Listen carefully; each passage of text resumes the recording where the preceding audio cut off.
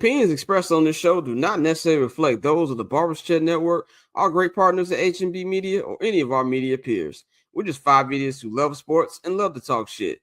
If you're offended easily, then this show isn't for you. And for those of you who aren't offended easily, sit back, relax, and enjoy the show. Remember, it's only entertainment.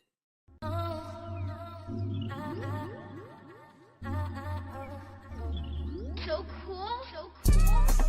Triple double hat trick, I know the code too. Ice trade, go for trade, yeah we cold too.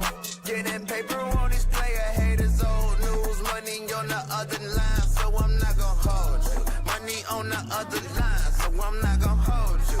Money on the other line, so I'm not gonna hold you. Money on the other line, so I'm not gonna hold you. Money on the other line, so I'm not gonna hold. My agent just said we made 100 flat. Make it back and make it stack just like I'm Steven Jack. Put my rings up in the camera like I needed that. Up in the air and at the rim is where I meet them at.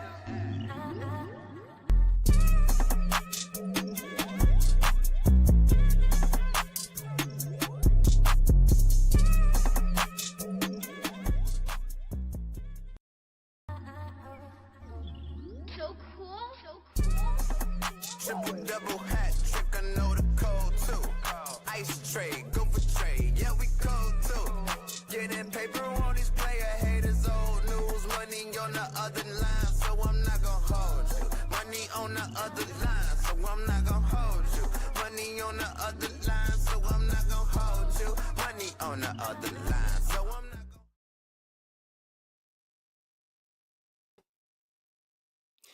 What is going on, ladies and gentlemen? It is your boy Scott here. Welcome to another edition of I'm Not Gonna Hold You. It is Monday, March 3rd, 2025. Man, we've got a big show for y'all on deck. But of course, you know to follow me on all social media platforms. That is at Barber Chair Scott. You can follow the company, the Barber's Chair Network, at Barber's Chair Co. on all social media platforms. Follow our new page for I'm Not Gonna Hold You to start a new Instagram page at INGHY Show on Instagram. And of course, follow our partners H&B Media at H&B Media TV on Twitter and at H&B Media on Instagram. And of course, subscribe to our Patreon, patreon.com/Barber's Chat Network. We've got 4 different tiers for you if you want to hear our Summer Sessions podcast. We talk about everything under the sun. You can subscribe to the $5 Summer Sessions tier. We've got 79th and Hallis. If you just want the Bears podcast, all our exclusive interviews and on-field recaps, subscribe to that. We've got the I'm Not Gonna Hold You tier, which is with all of our content from this show. And if you want everything, you can get the $10 holla. That is the Barber's Chat Network All Access tier, and that is $10. And if you subscribe to the All Access, you get 25% off on your first order at the Barber's Chat Network shop. That is bcnetshop.com. And of course, visit the bcnet.com, your one-stop shop for everything Barber's Chat Network. Man, we've got a great show for y'all today. We've got a guest we're going to bring in just a second, man. We're going to bring my co-hosts in for the afternoon, evening. We've got the one and only JR Bang. You can follow Bang at JR Bang on all social media platforms. This new episode of First Black Champ out right now. We're going to get a little bit into what happened at the Elimination Chamber today with the new segment we got. But if you want the in-depth breakdown, follow him and get in tune with that. And of course, we've got Courtney back in the building with us. You can follow Courtney at 1-800-CALLA-BRO on all social media platforms. And yes, you do not, and yes, you see, Dante is not here again. That trade is still, we have still got Dante on the trading block. He will allegedly be here on Friday. Allegedly. I don't think. Oh, word? Yeah, right. Exactly. He decided to come to work on Friday. We're allegedly going to see him. I need PTO. I need the PTO. Bang does. You know what? I will approve your PTO. Out of everybody on this show, we got Dante to do everything. He to edit everything. So get off the golf course. But anyway, we're going to get into how y'all doing in just a minute. But we're going to bring in our first guest. My bad. Before I do it, the local hour. Let's bring in the local hour. Local hour is sponsored. It is the local hour. Local hour. The local hour sponsored by absolutely nobody in Chicago, but we are working on that. We're going to bring in our guests for the afternoon, man. We've got the one and Venture, only. fam. Sponsored by Sponsored Venture. by Venture. That's a good one.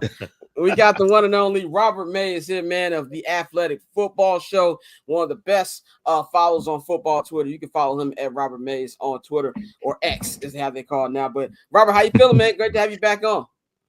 Good to be here. I appreciate it. Glad to have you back, bro. Didn't get a chance to run into you at Super Bowl week. There was a lot of stuff going on. I feel like Radio Row was my first time being in Radio Row, and it was a lot to deal with, to say the least. It gets crazier every year, man. You walk in there and it just feels like it's like a Disney World of like football media. I mean, the bounty set up this year was just completely out of control. They have like their own like Disney-esque ride. It feels like. I mean, it's just they had the every wings single year passing out. Yeah, the bounty. It was like the line to get the wings. Like you could tell they actually cooked the wings because you can stand in there for about 30 minutes to actually get the food, man. But let's just get right into it, man. We are a week away from the legal tampering period of NFL free agency. A lot of rumors going on with the Bears. Been a lot of smoke today around Khalil Mack. That's been reported by different outlets. We heard that. Obviously, Trey Smith is going to be tagged. Hasn't officially been tagged yet. We don't know what the Chiefs are going to do there, but I just wanted your opinion on how you think the Bears and Ryan Poles should approach this free agency compared to how they've done it the first 3 years in Ryan Poles' term as general manager. It's a great question because guys keep flying off the board. You know, I feel like Trey Smith was a reasonable marriage for them with the cap space that they have and the needs that they have. And now you have the top draft or the top guard option off the board.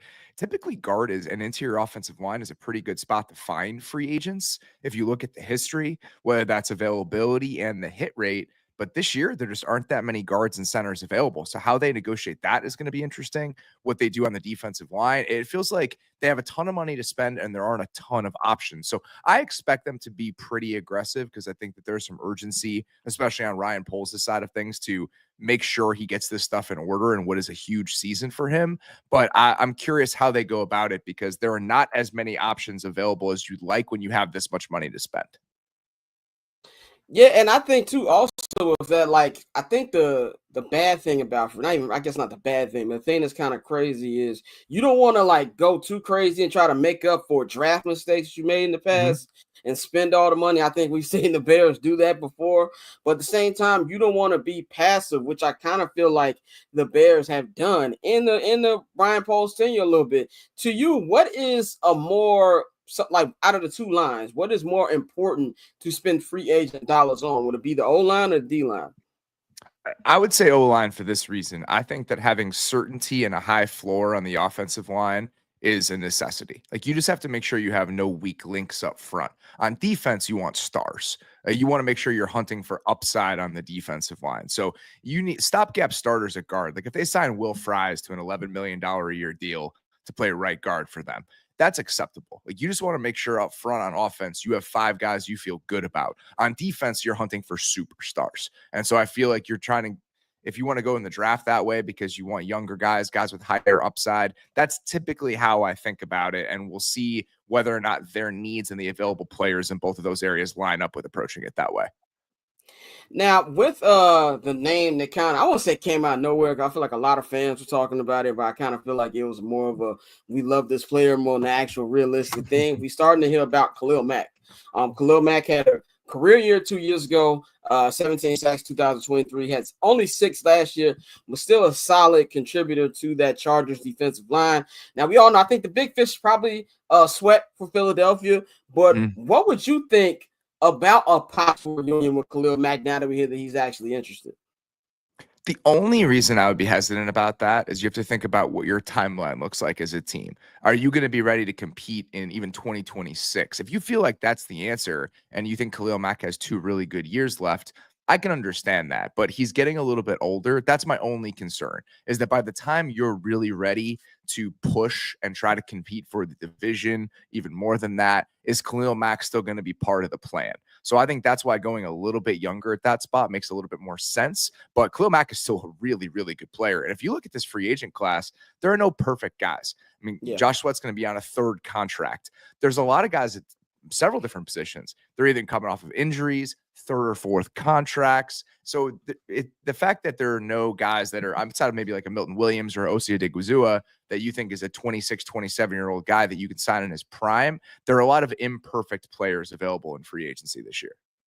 Yeah, and with the offensive line side of thing, I think we all I said on this show for weeks, I believe Trey Smith hits the market when I see it. Like, I just believe that really good offensive linemen just don't hit the market like that. And especially the way the Chiefs lost the Super Bowl, I just kind of felt like he was coming back. Now they could tag him, try to trade him. That could happen. They did the same thing with Snead last year. Let's just say they do decide to actually give him a long-term deal. How would you rank the available offensive linemen on the free agent market, and which position would you, go number one and spend the big dollars at? There aren't a lot of guys. I mean, you look at guards outside of Trey Smith. Again, Will Fries is probably the next best option. He broke his leg last year. I mean, that's kind of what we're talking about here. Even the guys who are worth it, who are these second contract players, a lot of them are coming off of injury. And then you move beyond a guy like Will Fries, Tevin Jenkins might be the best available guard in free agency. Kevin Zeitler is an older player on a one-year deal potentially. Mekhi Becton was a reclamation project who had one decent year in Philadelphia. You've got guys like James Daniels coming off of a torn Achilles. So the guard pool is just thinner than it typically is. Tackle was an interesting spot before this period started because I actually think that there were more left tackle options available in free agency this year than you almost ever see. Ronnie Stanley, Dan Moore, and Alaric Jackson, that's 3 starting caliber left tackles. You never see those guys hit free agency. And then Alaric Jackson gets signed to a long-term extension last week. So now you're down to 2 again, and there's a chance Ronnie Stanley's back in Baltimore, so you got 1 starting left tackle. At center, it's really Drew Dahlman and Ryan Kelly. Who knows if Ryan Kelly wants to even keep playing? And I think Drew Dahlman is a solid player. I think he is a specific player. He is undersized, and I think he fits what Atlanta likes to do. But if you look at Atlanta, their run game and their offense is different than almost anybody else in the NFL right now. They run tons and tons of outside zone, and that fits somebody that's a little bit undersized like Dahlman is. But if you look at what Ben Johnson did in Detroit, they ran every run under the sun. And I'm just not sure that Dahlman is a flexible enough piece for that to be the type of offense you want to drop him into. So it's unfortunate because in a lot of years, if you wanted to rebuild your offensive line through free agency, you'd be able to do it. Stars aren't available, but workable starters are available. And this year, it just, even with all the money the Bears have, I think it's going to be a tall task to find 3 starting caliber players that you feel good about. You're going to be dipping a little bit lower than you want to. Definitely. So with knowing all of that, how should the Bears approach the draft? With that number 10 pick, is this trade down territory? It could Will Campbell, who I doubt will drop after his combine performance, even though his arms are supposed to be smaller now. No, arms supposed to be like this, I guess now. How should the Bears approach this draft? It's a great question. And when I was looking at it originally, my thought was, all right, you got $67 million in cap space. You can do enough on the interior of the offensive line there where you can just start hunting needs and defensive line in the draft. You have 3 picks in the top 40. If you want to try to find 2 starting caliber players on the defensive line in the second round, maybe you can do that. It's the type of draft to do it. But now as I'm looking at this and I see all the holes on the roster, the trade down thing becomes a little bit more appealing because you don't have that 4th round pick because of the Austin Booker trade. You don't have a 5th round pick because of the Bates trade. And so do you want to pick up maybe 1 mid-round pick somewhere along the way because you still need probably another running back, multiple interior offensive linemen, at least 1 interior defensive lineman, and an edge player. And do you have enough picks to do that given the lack of players available in free agency? I still think they probably take somebody at 10 because their needs are going to line up with the types of players who are available. You mentioned Will Campbell. I mean, there's a chance Armand Membu from Mizzou is actually the first offensive lineman drafted. And does that mean Campbell gets to 10? Even if Campbell doesn't get to 10, are you going to be in range for a Shamar Stewart from Texas A&M or James Pierce from Tennessee, which is also in need of yours? So I think that there's probably going to be enough good players at positions of need available at 10 for them to stick. But I also understand the trade down argument because I think that trying to get 1 or 2 more starters in that 2nd and 3rd round range is appealing given the lack of options in free agency this year. I love James Pierce, but I was reading today, he's probably one of those ain't shit players is the best way of putting it. Apparently he has I think somebody put it as he's the most checkered player in the draft. But I look at his combine and I go, whoa, I would love him on my team. Is the Bears the Bears already passed on somebody with a checkered past? Right. Are we at the level right now we could just continue passing on people with checkered past, or do we just need to get athletic people who can play the game? I think there's probably an argument for the second one, given what Jalen Carter is doing in Philadelphia right now. Exactly. I think it's a little bit different in this sense. Jalen Carter actually did have a checkered past, right? Like something very serious happened in Jalen Carter's past. With James Pierce, the way that I understand it, and I'm not a draft expert, this is all stuff that I just hear from other people. And then Dane Brugler, who does a phenomenal job covering the draft for us at The Athletic. I mean, he's in this stuff all day.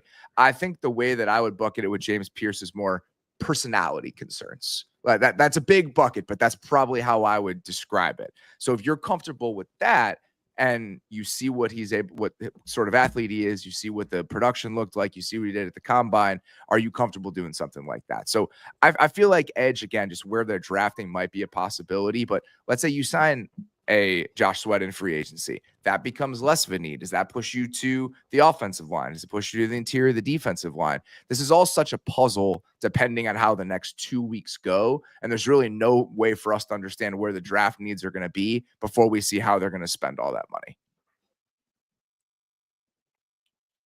Robert, real quick, speaking of draft needs, I know there's a lot of talk about quarterbacks, and I'm just for the record, I'm not a Bears fan, so this is more of just like a general. I'm mad you threw that out like it was like it's not one of y'all. This is not going to be Bears specific, and obviously every team has glaring needs, especially quite a few teams with quarterback needs. But just going into this draft, who do you think, not just quarterbacks in general, who do you think has the highest potential to make an immediate impact on their new respective team? If he's healthy, I feel like Abdul Carter is that type of guy. And just the way that people are talking about him. I was talking to a coach last week who was discussing the possibility of him landing on the Browns if Myles Garrett were to stay. And he said, if you have those two guys in the same defensive line, I don't know as an offense how you drop back to pass. Like that's how he was talking about Abdul Carter. So, and obviously Travis Hunter is a special talent. Corner, I think, has fallen off a little bit when we talk about premier positions in the NFL. If you look at the way the corners are paid, where corners are drafted, it's not like it was maybe 10 years ago. I feel like defensive ends, even interior defensive linemen, kind of risen in value more than corners have. But if you have a special corner who can lock down one side of the field for you, we see what Patrick Surtain does for the Broncos, and it does feel like Travis Hunter has a chance to be that sort of guy at that position. Related note, did you see what Travis Hunter said at the combine about the two-way player thing, and if who has it harder, him or Shohei Ohtani? Did you beat that? No, I didn't see that. What did he say? Well, he said himself, just because Ohtani's incredibly talented. This is I'm just being very broad here, but he said essentially, what he does, just because it requires more athleticism, it's more difficult. What do you think about that?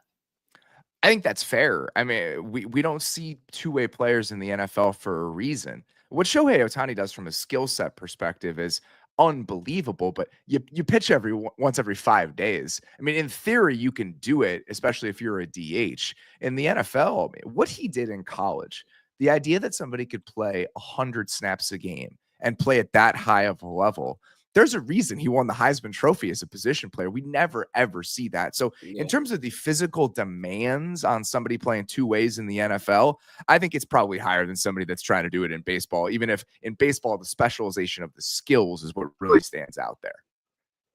Absolutely. Rob, I got one last question for you, then we'll get you out of here. Just give us like your prediction next week. What do you think will be like the first Bears announcement, as far as like last year? Remember the first one was DeAndre Swift immediately. If you could give me an idea of who you think will probably be the first guy we hear linked to the Bears this time next week. I wish I had a good idea. I would have said Trey Smith. If you had asked me this 5-6 days ago, Trey Smith would have been my immediate answer.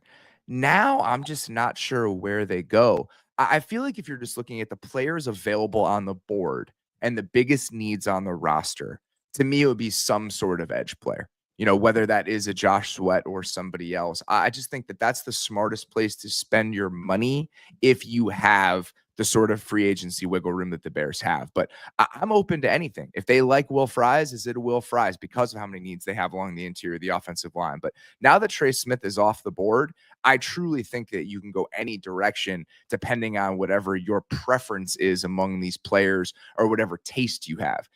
Are you prioritizing offensive line? Are you prioritizing defensive line? Because they have so many needs, I think it's hard to predict now that the most obvious player is no longer available. Yeah, I agree with that. I'm as long as there's somebody in the trenches, it doesn't matter which side to me. That's kind of the first one that I want to see, man. Anything you want to tell the people about what you got coming out? What's gonna be on the latest episode of your pod or any articles you got? Let them know what you got right now.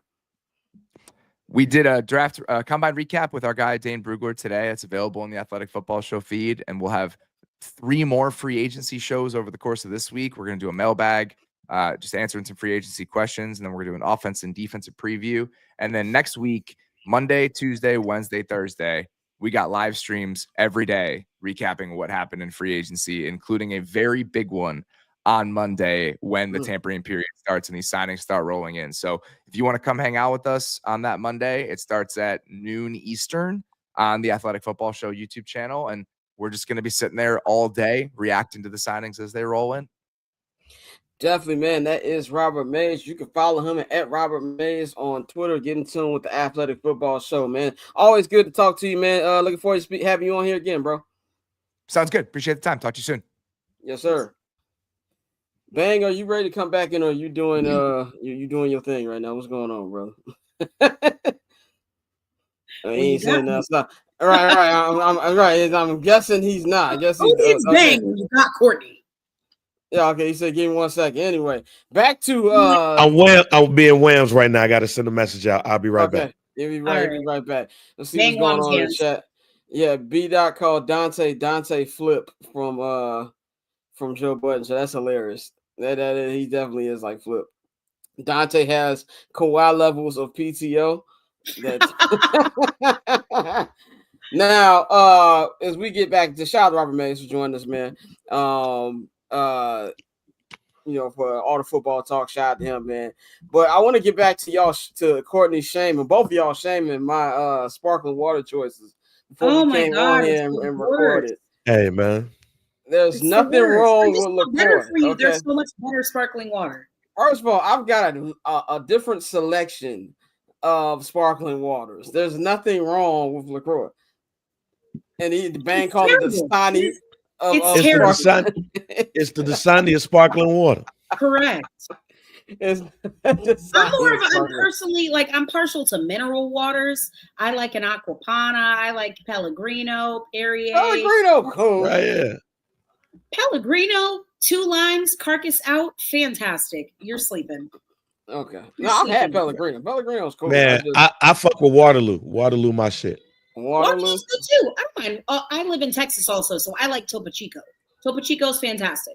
I don't know if y'all. I'm not trying to be funny. Do you have that in Chicago? I haven't. I've never seen that. Okay. Yeah. No. Topo Chico's fantastic, and also I'm on a bubbler kick as of recent. They have really good flavors like pomegranate, acai, and all that nonsense. But it's delicious. Okay, you and your bag, man. I have no problem with LaCroix, by the way. Yeah, I have a beverage shelf in my LaCroix. If you want to throw me some money, I will be taking meetings very soon.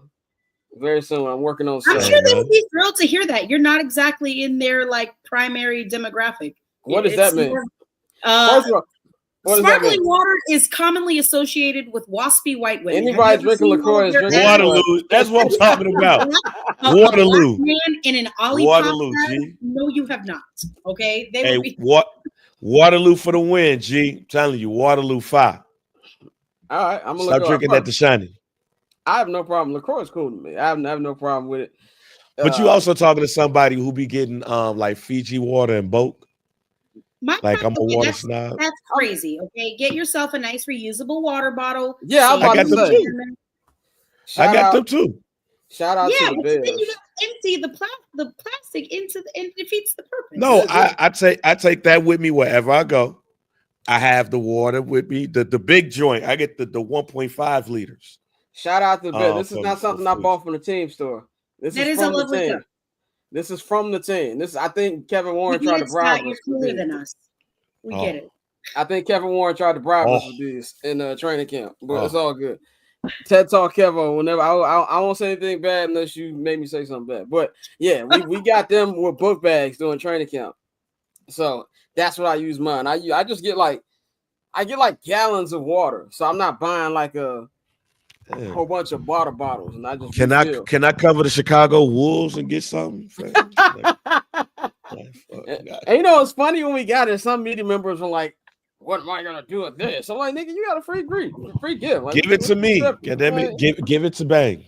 Like, I'm not gonna wear the book bag to cover the games, obviously, but I wear it for some other stuff I got. You know what I'm saying? But we're gonna debut a new segment today where we basically talk about things going on in the non-sports world, man. Just kind of like a weekend recap from this past week. A lot of things went on this week. Right now I'm calling it the other shit, but that's working title. I'm gonna change it 100%. And by the way, I was serious. I will be taking meetings very soon. If anybody was trying to sponsor this particular program, so any of the waters we just talking about, it's all jokes. I will meet with all of y'all if you're serious about throwing me some money. So I have a one sheet coming for all y'all very, very soon. But basically we'll be talking about a whole bunch of stuff going on in the world outside of sports in this new segment, Ben. We got to start off, man. RIP to Angie Stone, who was killed this weekend in a car crash. She was 62 years old.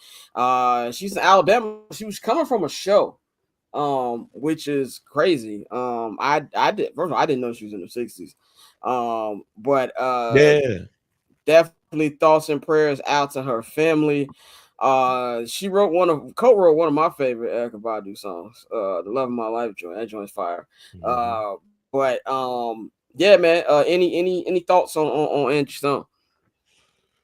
Man, from my standpoint, because of work, you know what I'm saying, it really stopped my day when Courtney found that out. Courtney, first of all, thank you for helping me with my job, because you dropped that in the chat, and I had went to some of the higher ups, like, yo, if y'all heard anything, and one of my employees was like, yeah, they just waiting on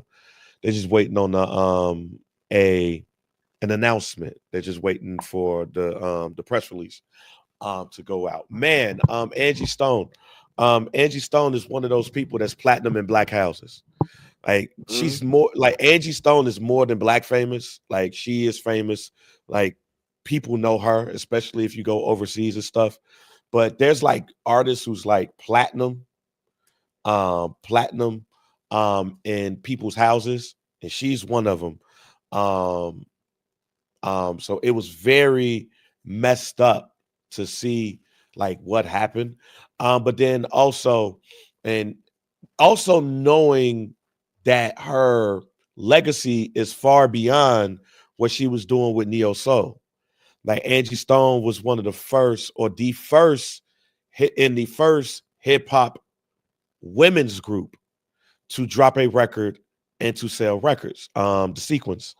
And I heard a song that I didn't even realize that was hers, from this group called The Vertical Hold. She was the lead singer there. For some strange reason, as much as I heard the theme song, I did not realize that was Angie Stone singing Girlfriends, the theme song. I didn't know that either. I didn't know that. I found out this week. Girlfriends? That's Angie Stone. Had no idea. I was yesterday That's one of years my old when I favorite, found like, out lay on the yesterday. couch to watch on a random Saturday. I'll marathon that show. I had no Or idea. as I call it, the black version of Sex in the City. That's basically what Girlfriends is. If Girlfriends was on HBO, I think it still would be better than Sex in the City. I love Sex in the City. Don't get me wrong. Oh, I'm 100%. First of all, I do not discriminate in my TV. I watch both of those shows. Yeah, if Girlfriends had the opportunity to get off cable and get on, or if Girlfriends had an opportunity to actually show things. Yes, correct. Yeah, but I didn't know that was her. Could have been elite. But yeah, that was her. So her legacy is more than just what we know with the neo soul. Her legacy goes as far back as 1979 and being on Sugar Hill Records, and being a part of the not a part of the Sugar Hill game, but being around that essence of when hip hop started to become mainstream, and everything. So, man, rest in peace to Angie Stone. Rest in peace, Courtney. Any thoughts? I know you brought it in the chat. And, Yeah. yeah, I just was shocked, she's around almost the same age as my mom. So when I found out about it, I just remember growing up with my mom listening to her. So I messaged my mom about it. And of course, my mom is sad, just because, you associate so many memories with the music that you hear and that you grow up with. So yeah, it's really sad. We all got an expiration date. You just hope that you can be here as long as you possibly can, man. But she, was still performing, and she had an amazing career. Rest in peace. It's just awful though, the way that it happened. Rest in peace, Orlando, with that great black fact. Kelsey Grammer was the EP. Frasier is the EP of Girlfriends. That's crazy. When somebody originally told me that, I was like, what? Like, but like, is there any? Because like my mom kind of had like the same reaction too, because she listened to Angie Stone as well. Was there? I'm trying to out of like celebrity deaths. Like, is there anyone that like when you see like your parents like hit you for stuff they listen to? Was there any like celebrity death that like hit you? Like Stephen A. Let me excuse Stuart Scott. I thought you said Stephen A. Scott. I was about to. I'll never forget Michael Jackson, because my mom was literally. When was that? 2009. Yeah, yep. June 24th. Yeah, I was like 14 or 15. My mom was hot pressing the back of my hair, and I'm getting irritated anyway. I'm ready to get up and walk around. She burning the back of my fucking neck. And we're watching the news, and things started coming up, and she said, no way. And then literally abandoned my hair. Thank God. Because I was tired of her fucking picking at my kitchen back there. I was sick of that shit. And then she just abandoned the hair project, and we were just watching the news all day. But I'll never forget it. That was the one that was like, there's no way that this is true. And that's when, like I said, I'll wait about Angie Stone. I saw it reported elsewhere first, but I said, I don't know if I can really believe it until TMZ reports it. Because for the most part, TMZ and that's how TMZ got their name, from Michael Jackson. It was with Michael Jackson. Yep. Yeah. Because everybody else, CNN, all of them were saying, oh, that's not true. There's no chance. But TMZ had it first. I do remember that. Bang, you said it was Stuart Scott? Yeah, I mean, Kobe the easy answer, but I still have a hard time believing Kobe dead, to be honest. Like, I do have a hard time believing Kobe every day. Yeah. But when Stuart Scott died, you would have thought I lost a family member. When we got that alert and knowing that he had cancer and everything, man, like I was bawling. You would have thought like an older cousin or an uncle had passed away. That was probably the one. And Nipsey Hussle, because I had just met him and talked to him weeks prior to him passing away. And he died, Nip died, and then the next day I went on PTO because my second son Landon was born. Nip died March 31st. Then my son's birthday was April Fool's Day. Oh yeah, your son and my granny got the same birthday.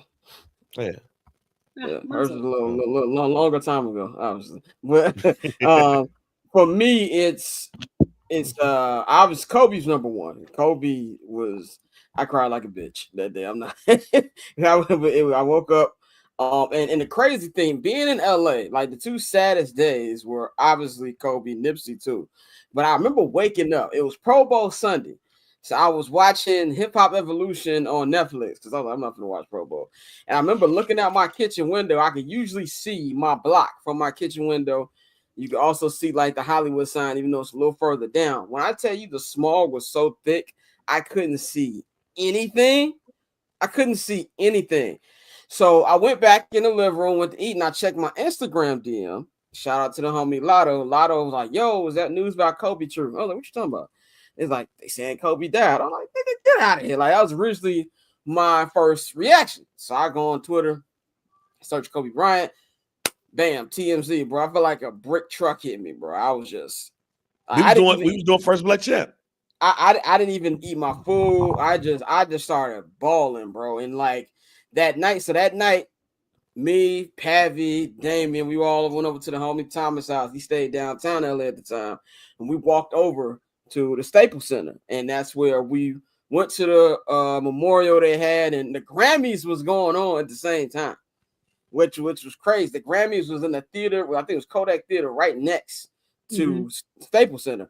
And I even remember the Grammys was over, all the celebrities had to exit like through the other entrance. There was so many people outside, and just one thing I love about LA, man, they turn everything into a party. Somebody said, yo, forget all this crime. We finna go for Kobe. Nigga pulled out a big boom box and started playing Nate Dogg, Nobody Does It Better. And like niggas just started like partying through that. And then with Michael Jackson, obviously, I feel like every time something happens, I'll be with Pappy all the time. But I was with Pappy and I was picking up my check from Jewel. It's like 2009. It was like the first job I had. And my brother comes, Michael Jackson did. I was like, nigga, Michael Jackson don't die. That was literally the first thing I said. Michael Jackson don't die. What you talking about? And like you said, Courtney, they weren't confirming it for hours. But TMZ just kept saying, like, no one else. TMZ had it, but no one else confirmed it. Right? Yeah, exactly. No, it happened. Then when Jermaine finally came up there, like maybe 5 o'clock Chicago time, I was like, dang. And I just remember driving every car playing Mike, like every car, bro. And like, I remember telling my mom, she was real heartbroken about it. She was a mad. I'm a Motown baby. Like that's all they played in the house. Like I know Motown. Like yeah, exactly. Your cousin. I know Motown. Like I grew up in that era. You know what I'm saying? You did because your cousin. Your cousin, exactly. You had to support the family. Yeah, everybody nobody believes that Stevie Wonder's my cousin, but he actually is. I'm gonna bring proof on this show one day that Stevie Wonder is actually my Stevie and we'll talk. Stevie Wonder is my actual blood cousin. But so yeah, that Nipsey, man, you bring up Nipsey too, because when I tell you it was a beautiful day in LA, like it was 90 degrees, which never happens in March, nigga. And I remember Zion and them was with Duke. They just got eliminated. And I saw my man Wise, shout out my man Big Wise. He tweeted something like, man, I hope I just heard it ain't true. So I text him, being nosy, like, what you talking about? He's like, man, they saying Nip got killed. I'm like, huh? And then when it was like outside the store, and that's when I didn't believe it. I'm like, outside the store. I'm like, ain't no way. Like, I done been about a Marathon store multiple times. I'm like, ain't no way somebody caught him over there by himself in broad daylight. And then when that came out, like I hate when people, like, one thing I hate about social media, they put like footage out that don't need to be out. When I saw the footage of his body on the floor, I was like, what? And so like that was crazy, man. But those my three, man. But definitely thoughts and prayers up to Angie Stone and her family. The Oscars. Did anybody watch? I know I watched it. I watched the full thing yesterday. I didn't watch the full thing. I had a hockey game, so I did not get to watch the whole thing. I got to see the big awards, which personally, that's the only reason why I watched. That's really all you need. You don't need to watch costume or greatest editing. I like, unless you actually are in the movie business, you can't tell when something is really edited, or unless you saw it before it got edited. Well, as someone that works in that's what I mean. Like the average fan. I can, see, Nikhil said, respect the editors. My bad, Nikhil. Who does this for a professional sports team? No, I respect editors. Like, we wouldn't be able to do this show. All the clips we get on YouTube. Correct. Shout out to Nikhil. Shout out to Nikhil. Well, the multiple times I be texting like, yo, that's what I need. So, yeah, definitely shout out to the editors. I'm just saying the average fan don't know that. But I thought it was a good show. When I first saw, I was like, Conan O'Brien. What year is this? Why they got Conan O'Brien? I still don't find him particularly entertaining. I don't really either, but it played well with the crowd, like, which is very hard to like really get those Hollywood crowds laughing. It played really, really well. And I didn't even know about him that he just lost his parents in December. Both of them died the same week, and he's living out of a hotel right now because him and his wife lost the house in the LA fires. But it was a good LA, I guess like dedication in the beginning of the show. But the jokes had the crowd divided. Kendrick Drake joke was, by the way, y'all niggas on Twitter, like, stop crying. Like, when I tell you there's a very thin line between Drake stans and Trump supporters, they live in a different world, bro. They live in a different planet where you see the top 10 comes out today. Look at those. What's UMG doing? Like, they really think in their head that Kendrick Lamar was this. Stan Twitter. Stan Twitter's delusional. No, all Stans are delusional, but they in the top 3. With Barbs will find your house. Nicki Minaj fans are easily number 1. Easily number one. I'd say Easily Ariana Grande stands are probably number 2 levels of delusion. I don't know. I'm just an outside observer. Yeah, Barb's. I'm going Aubrey's Angels are number 2. I'm gonna have to put them number 2. And even though they've calmed down recently, the Beehive is still in that top 3. Yeah, they still in that top 3. It used to be Kanye supporters, but even his supporters now like, that nigga tripping. Yeah, he's tweaking. Yeah. No, but like they live in a different world, and they're like, oh well, that's not funny. Like, stop it, bro. But I thought that I thought it was really, really good. Kieran Culkin won Best Supporting Actor. I have yet to see that movie. I will be watching it today.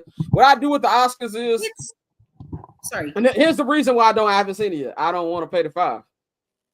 I forgot what platform it was on. Was it Peacock? That's not on a platform. You gotta buy it. You gotta rent it, which is like $8. I watched it on Peacock or it's on Peacock. Yeah, I think it's on Peacock. Because I watched it on Peacock or Paramount Plus. Because I like to go through before the Oscars. Because I don't like when people have an opinion about what the best picture is, but they didn't actually see any of the internet. I would like the record to reflect that I saw Anora on my birthday. It was Tuesday. I decided to go see a movie. I said I went in sight unseen, and I maintained that it was one of the best movies that I had seen in recent years. I still maintain that opinion. I'm going to watch that this week. What is that about? It is about a sex worker. She works in a strip club. I was wondering why dude was thinking sex workers. Yeah. Oh, yeah. So she works in a strip club. She's a dancer. She meets this Russian kid who turns out to be the son of a Russian oligarch. He pays her money pays her money to be with him, be his girlfriend for like a week. They end up running off to Vegas. Again, he's the son of a Russian oligarch. Dad's Pretty Woman Part 2. Go off on his private jet to Vegas. They get married, and then the parents find out. Mind you, she's a stripper, and he's a fucking powerful Russian billionaire. So basically, the whole movie more or less is about, and it's not funny in the sense that what the content is about is funny, but it's a dark comedy. Like there's parts of it where you will laugh, even though you're smart enough to know I'm not supposed to laugh at this scene, but it is objectively funny. I don't want to spoil. That sounds amazing. Nikhil calls it. Nikhil said it's basically. It's not a whole lot of frills. It's very much. I was just about to say, Pretty Woman meets Uncut Gems. Yeah, correct. Uncut Gems. Uncut Gems. Uncut Gems. Why does she say that? I don't know that shit. I say that shit every once in a while. I just say that shit in the crib. Uncut Gems. Yeah, if you want to know that cocaine is bad for you, look at her. Yeah, speaking of, saw her at the Vanity Fair Oscar party last night. Man, listen, real quick side note. Good. I'm so sick of non-consensual nudity. Kanye's wife, fucking her pulling up with the dress that just had, it was like an extension of her hair, and the hair. You were offended by Megan Thee Stallion's titty. My thing about boobs is that boobs are used to, like, it's not the breasts per se that bother me. I need you to cover up the punani. That's crazy. I'm not a prude. I'm not conservative like that at all. But I do think that I should give you my consent to see your bits, bro. I'm not gonna lie. Babies, bro. I can't sexualize boobs, but the cooch is crazy. I actually agree with Courtney here, and it's shockingly that I'm a man and I'm agreeing with this. But yeah, I agree but my issue is you don't.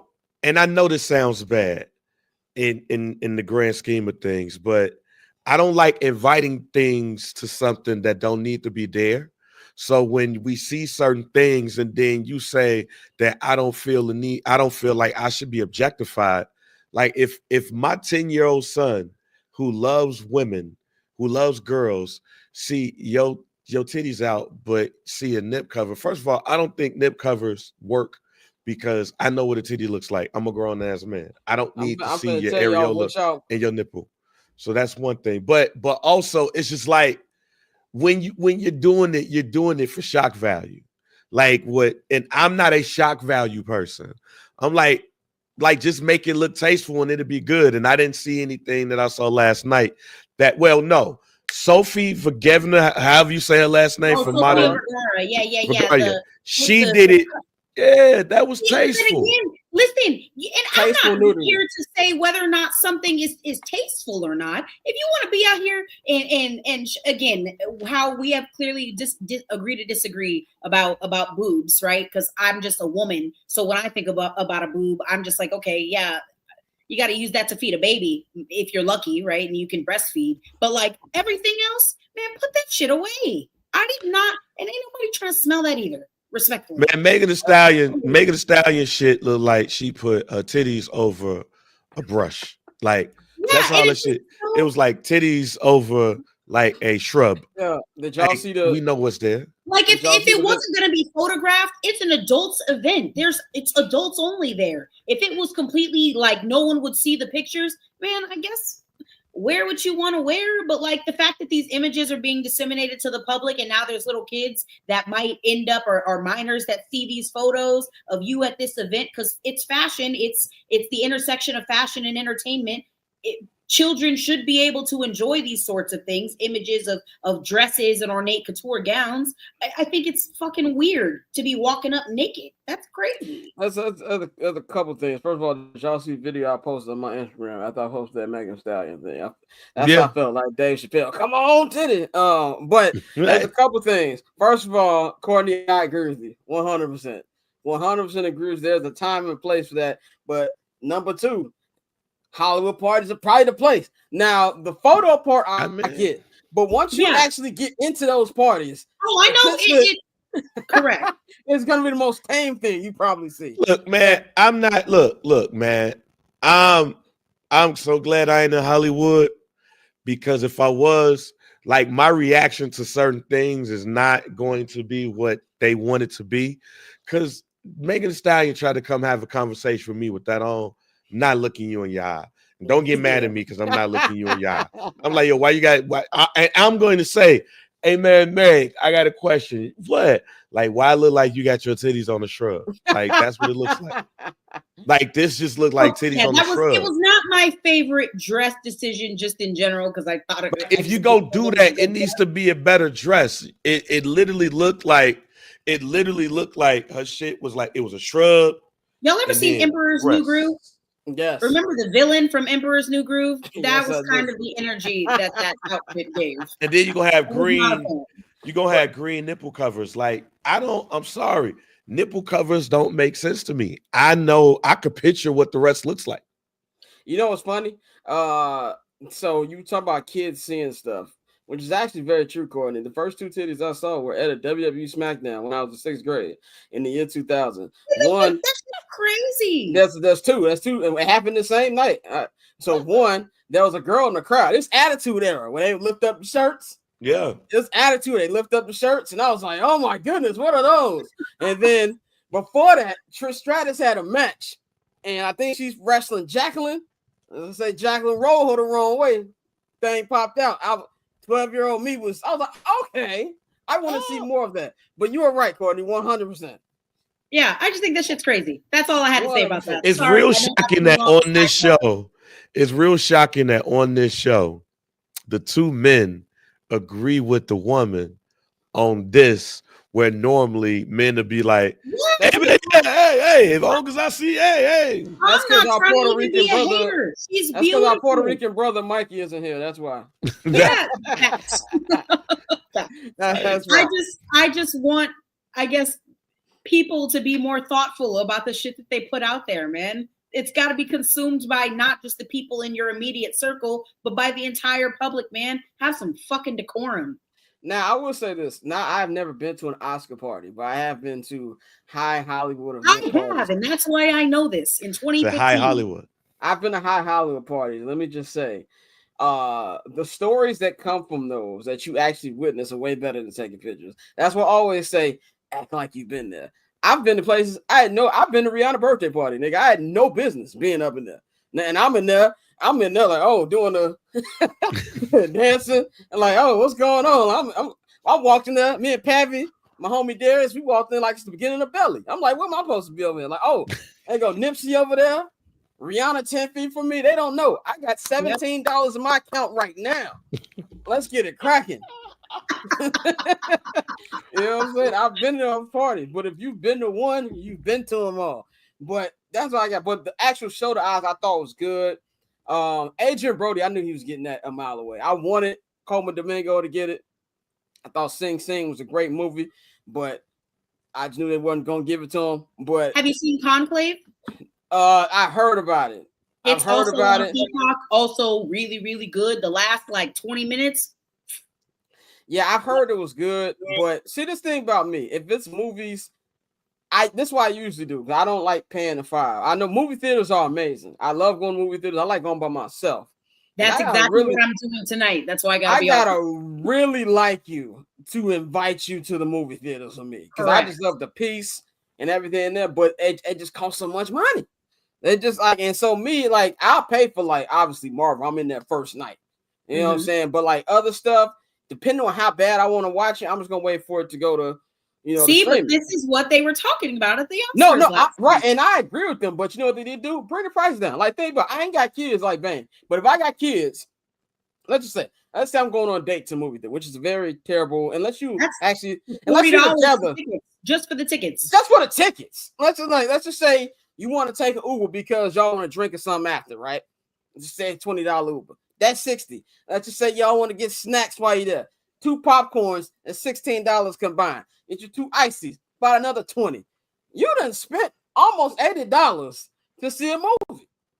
Like, and that's insane. I mean, you still gotta get the Uber home too. So now and then you gotta get the Uber home. Twitter $200 topic right here, just off the fucking movie theater. That's not including if you hit up the bar in the movie theater.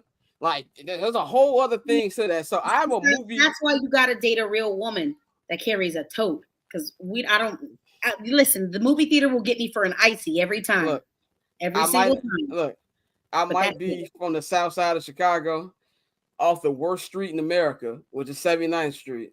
But one thing I am also is bougie. You better not bring no bag to the movie theaters. Nope. I will leave you there. Nope. I will leave you there. I'm not talking Louis Vuitton Neverfull. No. Some people, Courtney, have you seen people bring in? I've seen somebody bring Harold's into the movie theater. Now you got the whole full disclosure, spot. I have brought boneless wings into the movie theater with a wow. And I'm getting the people. Shorty hit eating KFC. It's not my fault that they'll sell you 6 trash Tyson fucking. You snitch, fam. I'm telling. I'm finna be like, that's crazy. And that's a perfect segue. In a crowded movie theater, but like tonight, it's a Monday. It's a Monday, 7:30. It's called Mystery Movie Monday. I don't know what the genre is. It's just like I have the rating and that's it. And I was like, hell yeah, absolutely. I'm gonna make my popcorn before I go, put it in a little Ziploc bag. They're not getting me for $15. It's not about the money. I can afford the popcorn. It's the principle. The mystery is gonna be what Dota exit you out when I call the authorities. That's gonna be the mystery. Speaking of calling the authorities, Aubrey Drake Graham, his first lawsuit has been settled. He had a lawsuit with iHeartMedia. It wasn't a lawsuit; it was a petition. No. This is a petition to the lawsuit. Yes. But you're right. He actually has a Fed case too, Mr. Lawyer himself. But he came to an agreement, him and iHeartMedia. He accused them of boosting up Kendrick's numbers and Not Like Us. Now, Bang, I need your opinion on this. We could probably divulge in this more deep on summer sessions, but this coming out a day after the FCC says they're going to investigate iHeartMedia. If you can talk about this, you might not be able to talk about it. If you can't, I mean, simply put, because they came out and they released a statement. They basically showed him. They showed him the emails and everything where they didn't do nothing wrong, so he had to drop it. That's what happened. Okay. Yeah, that's simply what happened. So no bread exchange hands or anything. They showed and proved, and he was like, "Oh, my bad," and then that was over with. So it was much to do about nothing then, and it's much to do about nothing now that it's over with. Do you think that because I think like in 2 days there's supposed to be a hearing where UMG is going to try to get the federal case dropped. This one's in New York. The petition thing was in Texas. This one's in New York, where UMG is going to try to get the case thrown out with Dre. Do you think that this is going to get thrown out? You think this might actually go to trial, or they hit him with the hit nigga damn and they get a settlement? I still think it's going to be a hit nigga damn settlement happen, because even though I don't think that UMG did anything wrong, if they did do something wrong, they did it with Drake first, so he would obviously know. But I think it's gonna be a hit nigga damn situation. Still do. I thought so then. I think so still now. I'm just tired of talking about lawsuits, man. This is my issue with this dude, man. Like, it's just like, if you're trying to expose the industry, bro, like, you're gonna get exposed. Like, people, I remember when Scorpion came out. I remember that your face on every playlist on God's green earth. He was on a reggaeton playlist. You hear Scorpion? Ain't no reggaeton records on there. Like take the L, dog. That's my biggest issue with dude. Like, I couldn't even listen to the songs that I actually liked on that weed plate he just put out, because I kept thinking about, like, yo, he's such a bitch. Like, I just can't get it out my head, man. But another big thing that happened this week, and then we'll close the segment with this. In the world of wrestling, WWE had the Elimination Chamber pay-per-view. I know I'm an old head. I was like, nigga, remember when No Way Out was the February pay-per-view? Remember No Way Out? Yes. Remember No Way Out was the February pay-per-view? And Stone Cold versus Eric Bischoff, Triple H, Cactus Jack, Hell in a Cell. But I remember the first Elimination Chamber match when it's Survivor Series 02. I was in 8th grade. And I remember Eric Bischoff like hyping it up. And the first Elimination Chamber match, I haven't seen a lot of them, but that was elite. I don't know how Bang Yuta ranked them, but to me, that was top of the top. The first, it's still up there for me. The first one's still up there for me. First one was good. But no, man, what was it? Not last night. Saturday was, if you are a wrestling fan, you loved it. If you were a casual fan and you know John Cena, you was like, yo, what the hell is going on? People have been wanting John Cena to become a bad guy for years. But for him to do this in his last year of wrestling, it's like, whoa, like that man, people don't know that John Cena holds the record for Make-A-Wishes. And like, so now you're about to be, man, he did Make-A-Wish and then turn heel. And he did some Make-A-Wishes to kick Cody Rhodes in the nuts. So yeah, it's WrestleMania, the road to WrestleMania, which really started on Saturday. When you think of like no more pay-per-views, is now we on the way there. It's like don't pass go, don't collect $200. We going straight to WrestleMania. WrestleMania happening on April 19th and April 20th. It's going to be lit, and to see John Cena in a different light going up against Cody Rhodes is going to be wild. And that's not over with, because we got a number of things that could happen. There's potentially another person that could be involved in this. I wish somebody would have asked about a potential faction and stuff. So yeah, it's a lot that's going to be going on. So it's a lot to pay attention to. And if you ain't heard First Black Champ right here on Barber's Chair Network, then you'll get everything there.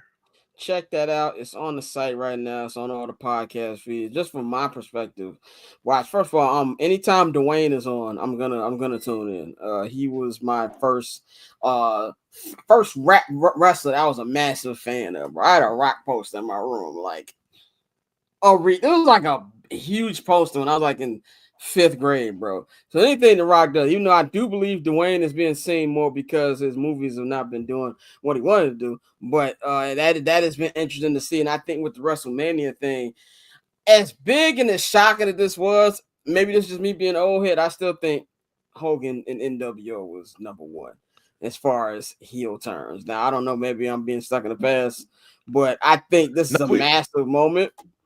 But we talk about it. Well, you gotta watch it in full, but we talk about some of our favorite heel turns. This one is, Hulk Hogan's turning heel is still number one to me.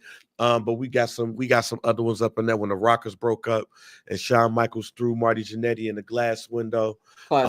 We forgot to mention the Shield breaking up, because the Shield breaking up still has ripple effects. 10 years later, like even what's going 11 years later, what's going on right now is directly involved with the Shield breaking up.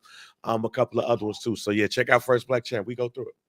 Check it out, I man. have a question real quick. I don't know anything. I mean, when I was younger, I got 2 older brothers. So like my brothers were super into wrestling. So I remember like, was it Rikishi? The big dude that wore like this. I remember that kind of shit.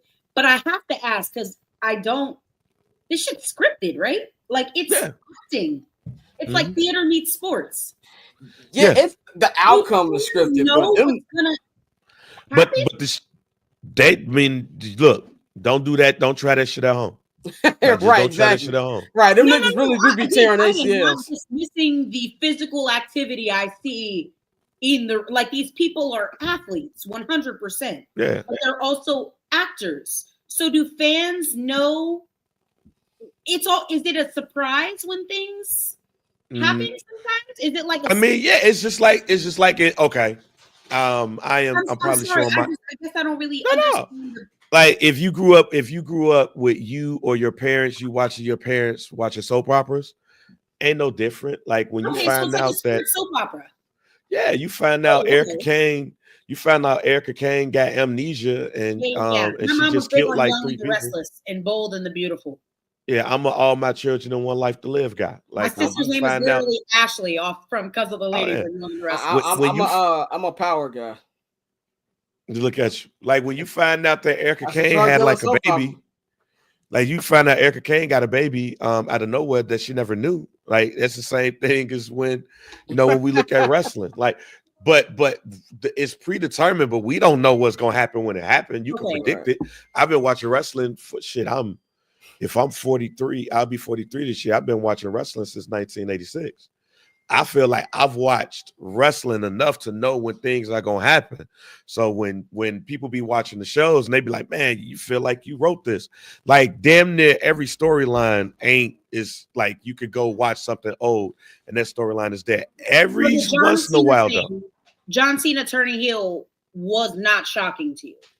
It was not shocking to me because if you listen to the show, we've been saying that shit since they announced that the probable match would be Cody Rhodes versus John Cena.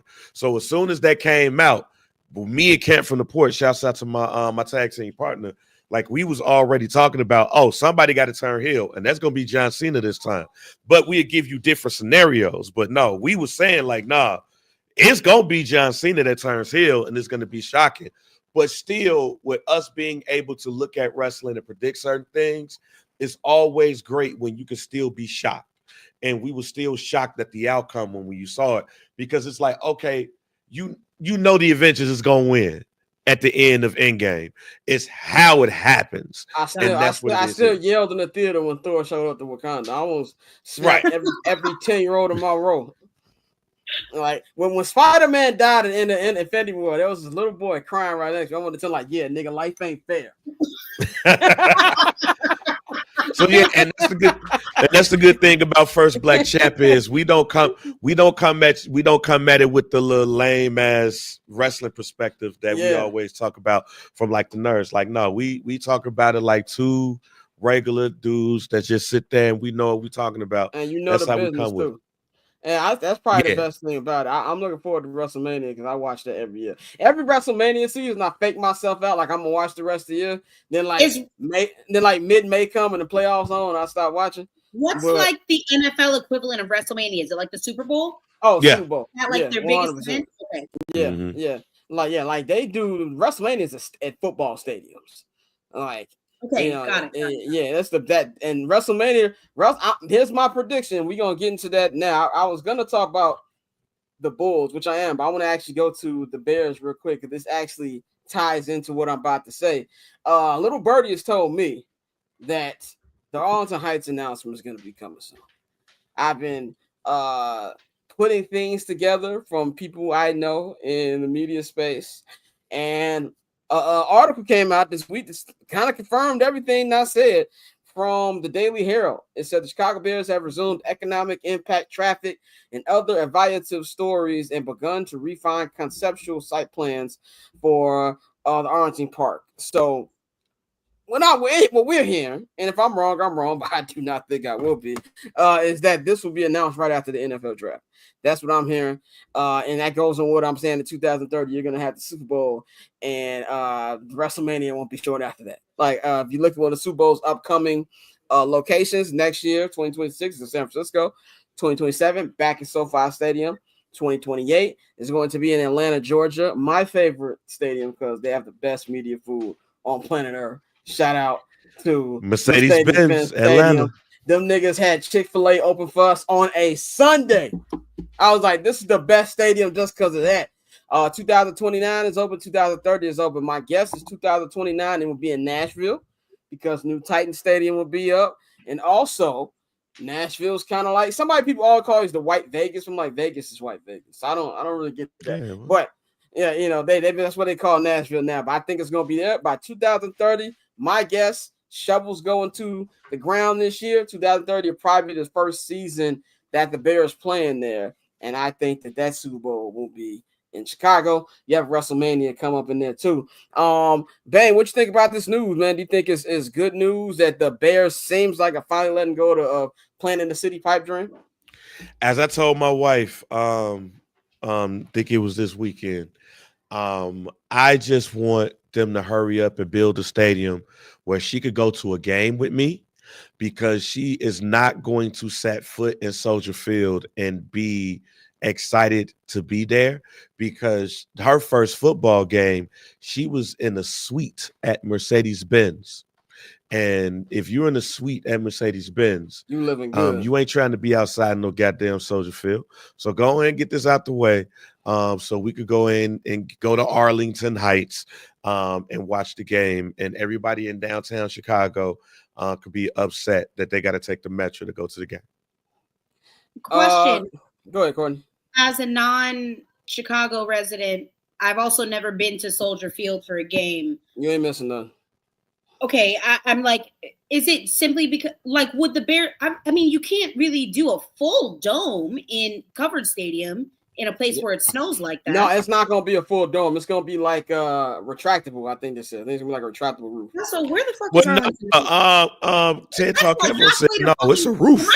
Oh no, also no, you're right, Bang. It's a roof. It's a roof. You're right. He did say that. Yeah, it ain't gonna be no open. Yeah, I mean, also, I don't. Okay, unpopular opinion, maybe popular opinion. I don't like cities and have stadiums that aren't within the city that they live in. San Francisco was being in Santa Clara. That shit's like an hour away. Still, I mean, it's Arlington Heights. Like I said, you might as well just keep going to fucking Kenosha, because it's 30 minutes away from where Soldier Field is at right now. I don't like that. I don't like it. But see, this is the thing. I'm with you. Like in theory, I think that it should be in the series. But also, the problem.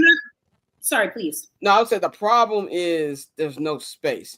100%. Like for them to actually at the parking over there, as somebody who's in Soldier Field 10 times a year, I am blessed that I can park in the actual under the stadium parking lot.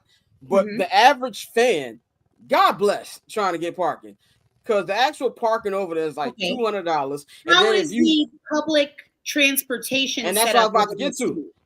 No, the city is amazing, but to actually get to it, see, it's by the lake, but it's off Lakeshore Drive. So what they do, they take you over like this little walkover bridge. Then you got to walk through the residential street. You just can't walk and boom, you on Michigan. No, they take you all out the way. You really can't even call an Uber to like you get on Roosevelt. Yeah, you got to walk to probably get. You got to walk. I'm already dreading the walk I will be taking after the Kendrick Lamar concert. I was about to add. I was gonna email the Bears like, "Yo, does my media parking pass count for other events?" Follow-up question: How is the public transportation out in Arlington Heights? Like, does the public transportation extend out got the metro into the I wasn't sure, because they don't have that shit here. We have the DART here in Dallas, but that shit will not be taking you to the suburbs. Those white people will not be having that. Well, there's a metro train right next to Soldier Field. So, like, if you're in the city, you can take the Metro train from Arlington Heights, and then once you get off Metro, you can get on regular CTA. It's like, to me, like, I get people's beef with it, and when I first heard about the stadium a couple years ago, I was like, it needs to be in Chicago. But also, every stadium in Chicago is trash. Like, let's be like, at Wrigley Field, you can pretty it up every way you want. They still got them 1920 bathrooms in there. Like, no big screen outside is going to change that. I actually like the United Center's first 2 floors. You go to the third floor. Wait a minute, Wrigley Field ain't got the troughs no more. They ain't got the troughs no more in the bathroom. Oh, they don't? They don't? Okay. No, it's regular bathrooms now. I walked up in that bathroom like, oh, shit. Jefferson's theme song right now. You're moving up, guys. Right, moving on up. It still needs to be taken up out of here. But they trying to compete with Fenway to see who's going to be the longest monument up. But United Center, 3rd floor. Go up to the 300 section right now at the United Center. You're going to see Michael Jordan's Hanes ad from 1996. A picture of Dennis Rodman and Cindy Crawford. They got milk ad. Like, they ain't changed. There was a light. When I was there for All-Star Weekend, there was a light out in the 300 section. And on top of all of that, they got no cup holders. So, United Center ain't nice. What's called? What the White Sox play is not a bad stadium. It's just the area. There's nothing around it. And they're like, it's a sketchy area. You know, it's a sketchy area by where the White Sox play? The police. That's what's sketchy over there. Ain't niggas. It's Bridgeport. The police is what I'm worried about by White Sox. So, like, just get them a good stadium. The only stadium in the NFL that I've been to that's worse than Soldier Field is FedEx Field where the Commanders play. The elevator stops working at 9 o'clock. I had to walk up a ramp post-game. That's when I met Taylor Rooks for the first time. We walked up a ramp to get up there just to get in the regular area. It's ridiculous. They don't. The water cuts off. It's like it's almost on a hill like Dodger Stadium. I left the Black Museum Smithsonian 2 hours before game time. Why I didn't walk into the media booth until the national anthem was getting played. So yeah, I get the location thing, and I argue with somebody. They were like, "Well, they shouldn't show the Chicago skyline." Like, bro, it's still Chicago. Oh, I mean, yeah, that's just personal preference. My only thing is, I don't like when teams put their stadiums in places that they're, in my opinion, the meat and potatoes of your fan base can't access. So if there's public transportation access for people to get from the city to the stadium, but they're building. It's not just a stadium they're building. If you're not driving or taking an Uber, you're not getting to AT&T Stadium, and that prices out a lot of fans, and I don't like that. Yeah, what they're also going to be building. They're building like a Bears town, so they're going to have like a whole Ring of Honor. Right, they're gonna have a Ring of Honor which I've been saying they need to have for the longest time, because the Bears have the most Hall of Famers.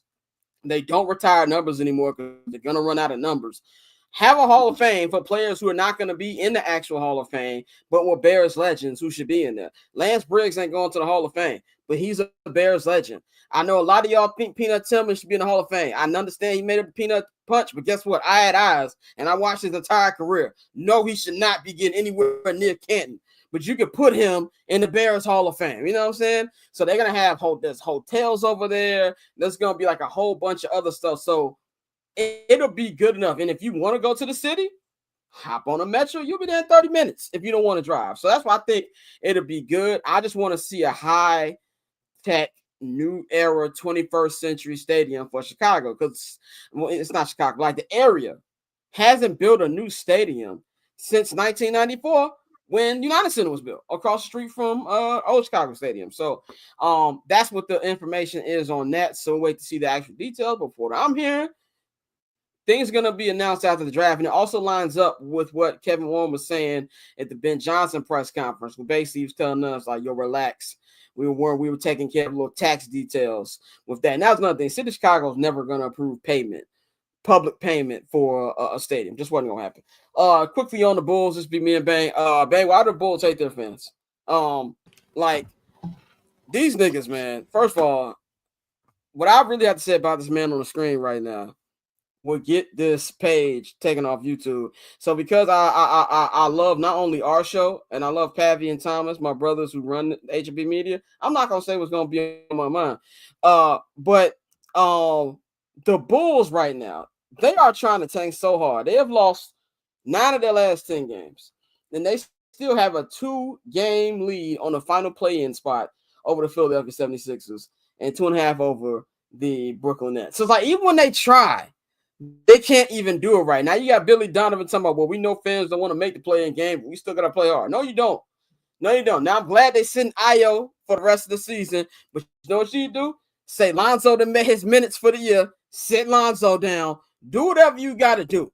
I know Philly is bad, but come on, man. There's absolutely no point in them playing this game. They're gonna be out in one day because Atlanta gonna take care of them. I just don't know what to say about this team at this point anymore, man. I don't know either. It's like we're damned if we do, damned if we don't.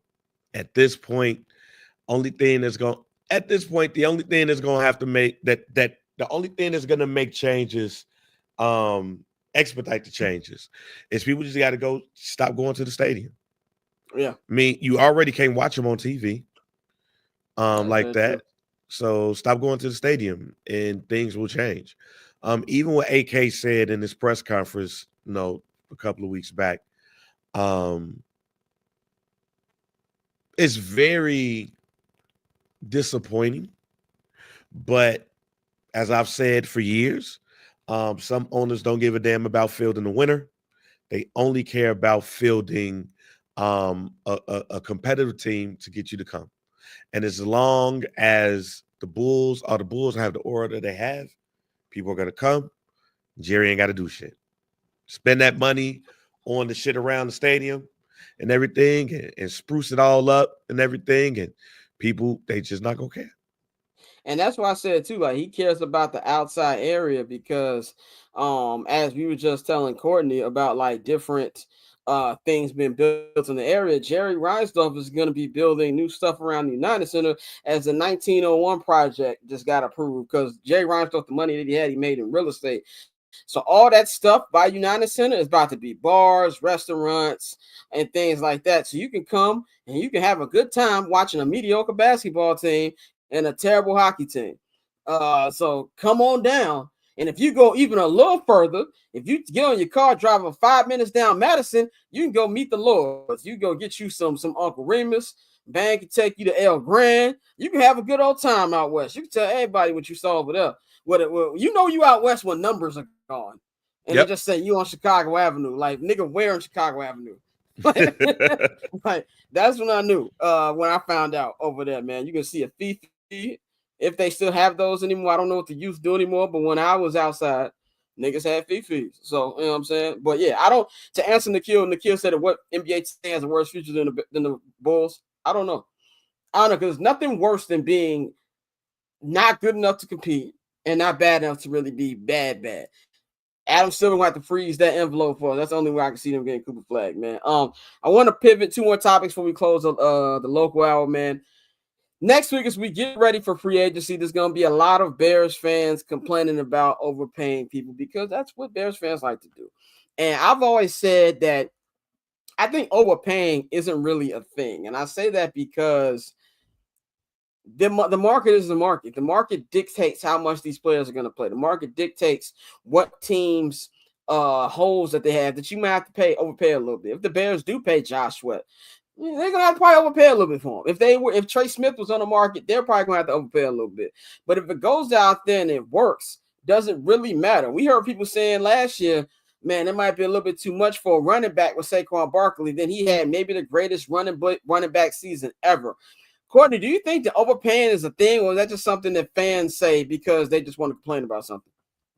Yeah, I don't really think that there's such a thing as overpaying for a proven player, right? Like, if someone's in the NFL and they've been successful in the NFL, I don't think personally that there's ever a way that you can overpay for them. You see it, right? I think you can overpay for draft picks. What I fear I know we'll get into that in a little bit, but what I fear, teams that are desperate for certain players at certain positions, they can absolutely overpay. We kind of saw it with Carolina.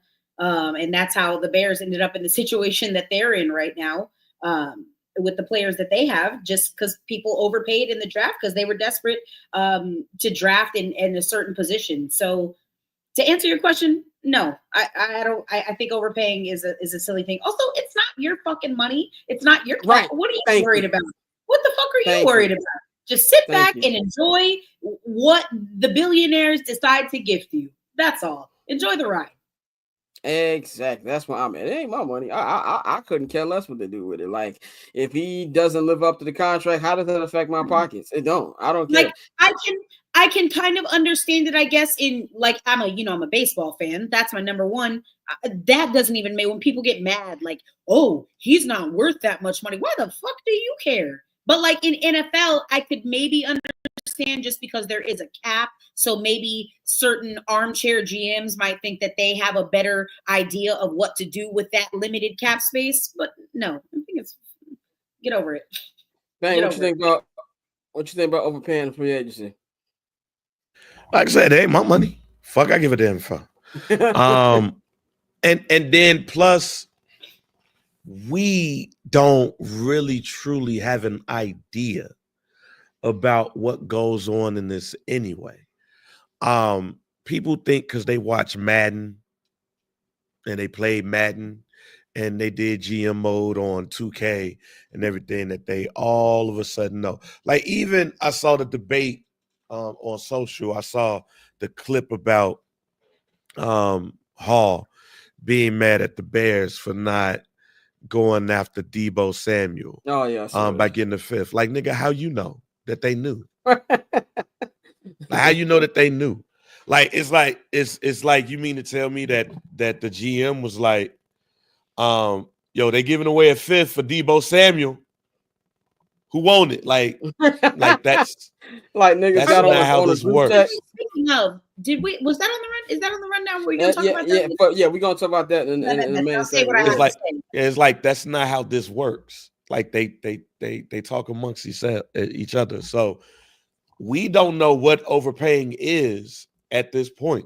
And then plus, because since you think it's your money, you don't want to spend that motherfucker in the first place. Like, people treat NFL and NBA money like they're about to go to Nordstrom's after this, like they're about to go to Neiman Marcus after this, like they're about to buy a whole house. No, we can't spend this shit because we got to save up this money to go get Michael Jordan's house. Like, man, look, that only some cases where you like it's a clear overspend. Like, if you got a NBA player who career averages 4 points a game, but you give him a 7-year, $36 million contract, and now Sean Kemp is pissed because he can't get that money from you, but you just got that gave that money to somebody who now that's an overpay. When you're talking about an offensive lineman, there's no stats that comes with an offensive lineman. So what the fuck you know what an overpay is? Like, sit back and just watch. There's two. I'm sorry. No, I said there's two things in fandom that annoys me. It's complaining about how much money free agents get and draft pick hoarding. Like, I care about impact players right now, but not care about draft picks. Like, it's like when a great player gets played, like when Luka got traded. What them picks look like? Who cares? You got Luka Doncic. I don't care what them picks are. Like what are we talking about? Like, those two things I don't care about. This is also why I hate NFL draft or NFL combine coverage. I can't stand it. I miss football and watching NFL as much as the next guy or gal that's watching this show, okay? You are not a scout. What the fuck do you know about a 39 and a half fucking vertical? Oh, look, his vertical. I don't know. Running backs average. Shut the fuck up. Niggas be in the crib. Niggas been in the crib crunching film. Like, all 22 was a mistake. What'd you say? All 22 being available to fans was a mistake. Correct. I hate it. I can't stand combine coverage. Let's just get to the draft and get this over with because I can't stand it. All the armchair GMs come out and like, oh, I don't know. This guy had a bad Are we? I feel like we're in the bad place. We are in the bad place. You know what this reminds me of? Bang, I don't know if you remember this 2007 when they said Kevin Durant couldn't lift weights. Yeah. Kevin Durant, like, what is he? I don't care what he shoots like. People would talk about, oh, he's too skinny. You might want to roll with Greg Oden. Where's Greg Oden at? Where's Kevin Durant at right now? Greg Oden is picking up a shift. Like, all of it is a crapshoot. like all of this is a crapshoot. Like, even with the I had to explain to somebody. No, when we talked about it on the pod the other day, Akeem Olajuwon, in a lot of people's opinions, was the only sure thing in the 1984 draft. Oh yeah. The only sure thing, because he was a big guy. And Sam Bowie was like, okay, he probably is a sure thing too, but he was hurt last year. Go back and look at how they talked about Michael Jordan when he got They drafted. talked about him dirty. Like, yo, man, he got to learn. He got to learn how to shoot. He can't do that. He can't do that above the rim shit here in the NBA. I just don't think you can win with a guard. I remember that. Yeah, like, so there's no sure things in any sport because injuries and other things can happen. So all of this is a crapshoot. Just play it like it's a crapshoot, and then it'll work itself out one way or the other. And that's the thing I hate. And I'm going to our last local hour topic. One thing I hate too, people just don't like to be fans anymore. And I know that sounds like a lot of nerve coming from a nigga with a podcast, but having said all that, I consider myself well versed on things and things I don't know about. I just don't talk about. Do y'all see me on here talking college basketball?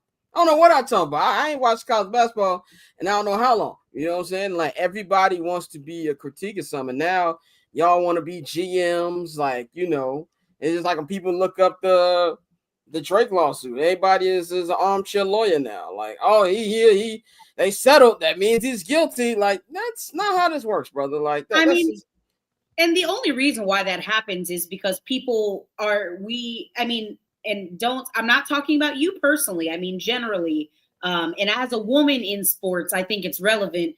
It's a way of gatekeeping people from sports. Oh, yeah, sure. You say you like sports, woman? Tell me the coach's son's blood fucking type. You know, it's always just the gatekeeping to keep people out of sports is so real. And I feel like that's why we have this sort of movement now where everyone's got to know every single thing about it. Why can't people just, I like the colors. Okay, cool. Enjoy the game. You know, like, happy you're here. Why are there so many fucking barriers to sports fandom? I also thought it was very sus when men be questioning women about sports. Like, who cares, nigga? Like, let her enjoy the game, man. Honestly, every dumb thing about sports I've heard has come from a man.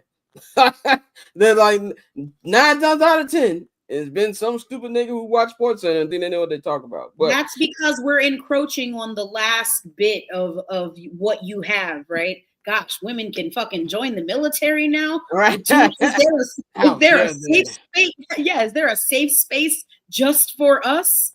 You know, go watch your Bridgerton and leave us alone. Yeah, it was one of the last things that men just had, and now there are so many women in sports. You know, I don't get it, but I get it. And it's still extra tough. It's tough for anybody, but way more tough for women, especially black women, to even get in this space and stuff you do. You know, we see it all the time. You know what I'm saying? Well, you know, they automatically link to a player. Oh, I wonder if she's dating him or da da da da da da. Men don't ever have to deal with that. So it's, yeah, you're right. It's loser stuff to me, man. But last topic in the local hour, the Chicago Bears, their first top 30 visit has been announced. They will be meeting with Heisman Heisman candidate, Mr. Ashton Jenty, running back from Boise State. And this is interesting to me because he's gonna be there at pick 10. It's also interesting to me because we all know that Ben Johnson likes the 2-back system. You know, when we had the Sonic and Knuckles of Demo and Jahmyr Gibbs in Detroit, and I did say there's a lot of players who I don't believe are going to be on this roster. Cole Kmet, I'm looking at you. That's my hot take, and I'm sticking with it. I think they're going to find a way to get rid of that nigga. But DeAndre Swift, I thought he's going to be one too, but after he spoke about him, I think DeAndre Swift is staying there. My thing with Ashton Jenty was actively, I guess, like asking the Bears to draft him at Radio Row Super Bowl week. He was like, I love playing. I would love to play for the Bears. You know, he loves Caleb. I saw a picture of him and Caleb shopping together in Los Angeles right after the season was over, right after Caleb got the surgery on his arm. And he said, I would love to play with Ben Johnson. That's one thing that a lot of people, for the first time in my life as a Bears fan, players want to play for our head coach, offensive players. So he's out there. To me, if they can do enough in free agency, at the offensive line position, I have no problem with drafting Ashton Jenty at 10 if you at least give me 2 signings to go with Darnell Wright. But if you don't, go over there and get that. And this is a deep running back draft. There is a lot of great backs. You can get you a good back in the 3rd round. But Bang, what do you think about this interest? Obviously, it seems like it's mutual. What do you think about Ashton Jenty potentially being a Bear? I like you just said, I like it depending on what happens during free agency. You come out of free agency with 2 out of the 3 interior lineman positions taken care of, then you go and get your best player available. If he's the best player available, you go out and get him. I still think they need to go defensive line. I still believe that they will go defensive line. I don't even think Jeanty will be there at 10 when they get there. I don't think he's going to make it. You think he's going first 9 picks? It's potential. He can go one of the first 9 picks. I mean, he's good. It's definitely potential. And when you look at there's so many other players, like a lot of old linemen. Yeah, you got but the 2 thing, quarterbacks. Yeah, but I think the running back position has hit a little bit of a renaissance. Yeah. To where if you have a team, like say for instance, let's look at the Raiders, right? If the Raiders tried to go get Stafford. If they would have got Stafford, he's their pick, right? Yeah, sure. And even if they still come up with a capable person at the quarterback position, he's going to Vegas. They miss Josh Jacobs. They could get that back here. But it depends on what they could do with the quarterback position. So really, look, free agency for not just the Bears, but the league starts next week. So we'll see what happens. But as far as him being in the Bears uniform, I dig it. I like it. When you look at him and Swift, Roshan is not what people thought what could happen. So you're going to need a running back. And again, depending on what happens, how the draft falls, I like the fit. Pause. Courtney, we know you were a big Ashton Jenty supporter during the season. What do you think about his fit with not just the Bears, but like any team in the top 10? Do you think he's a top 10 pick? Yeah. Like Bang said, running backs are really making having a renaissance right now. And of course, I think he's incredibly talented. And if he's still on the board when you guys pick, I absolutely think you should take him. I know you have some other needs that need to be addressed. Jonathan Allen is still available. Yes? Jonathan Allen is going to be traded. Yes, so, but that's what I'm saying. If you need to, obviously, you mentioned that defensive lineman was something that you guys needed. Yeah, I don't think it's going to take much to get him. Yeah, I'm just saying. You have proof, right? Like, there's more of a track record than sort of risking, your first top 10 pick of the draft on an unproven lineman. It wouldn't be hurt, I guess, to explore a trade. That being said, if he's available at 10, you have to take him at 10. I think it's a great fit. And I asked Robert that earlier. Who do you think, in those top 10 picks has the potential to have the biggest impact on I think Ashton Jenty could absolutely have the biggest impact on whatever respective team drafts him. I think the way he plays just completely changes the way an offense works and how it looks. I absolutely think he has the most potential this season to have the biggest impact on the team. Definitely. We're going to see how that goes out. Remember, the Bears had their top 30 visits last year with Caleb Williams and Rome when they put that on their 1920 football drive documentary series, and they landed both of them. You know what I'm saying? So we'll see what happens with that. And very interesting draft night, but I will say this from the combine coverage, I'm glad we're not quarterback hunting because there's a lot of the Shedeur Sanders, Jackson Dart thing. Like Bang called it. Bang said Jackson Dart, and we gotta get into that next because I saw Mike Mayock talking about that on Eisen. I was like, nah, man. But we're gonna take a quick 1 minute break. On the other side, we're gonna talk about rumors are saying, not rumors, but Ian Rappaport saying that looks like Cam Moore will be the number 1 draft pick, and how the Giants are going to try to find a way to land him as well as Aaron Rodgers. We're going to talk about Deebo Samuel being traded to the Washington Commanders. Justin Fields might be a little quiet bidding war going on for our boy, man. And then after we're going to have some NBA talk. Kevin Durant and the Suns have agreed to work together on a trade this summer. The Celtics, can they actually be beat when healthy? And the Lakers are taking control of the 2nd seed in the Western Conference, man. So we're going to talk about all that right after this quick break. So cool. Triple double hat trick, I know the code too. Ice trade, go for trade, yeah, we cold too. Getting paper on these player haters, old news, money on the other line, so I'm not gonna hold you. Money on the other line, so I'm not gonna hold you. Money on the other line, so I'm not gonna hold you. Money on the other line, so I'm not gonna. And we are back, ladies and gentlemen, hour 2 here on I'm Not Gonna Hold You, man. Of course, man, as you look at the screen, follow all those social links. Follow me. Let me get my followers up, man. Follow I'm Not Gonna Hold You's new Instagram page, INGHY show. Shout out to everybody watching this on YouTube. Shout out to everybody watching this on Twitter. Shout out to everybody watching this on Instagram live right now.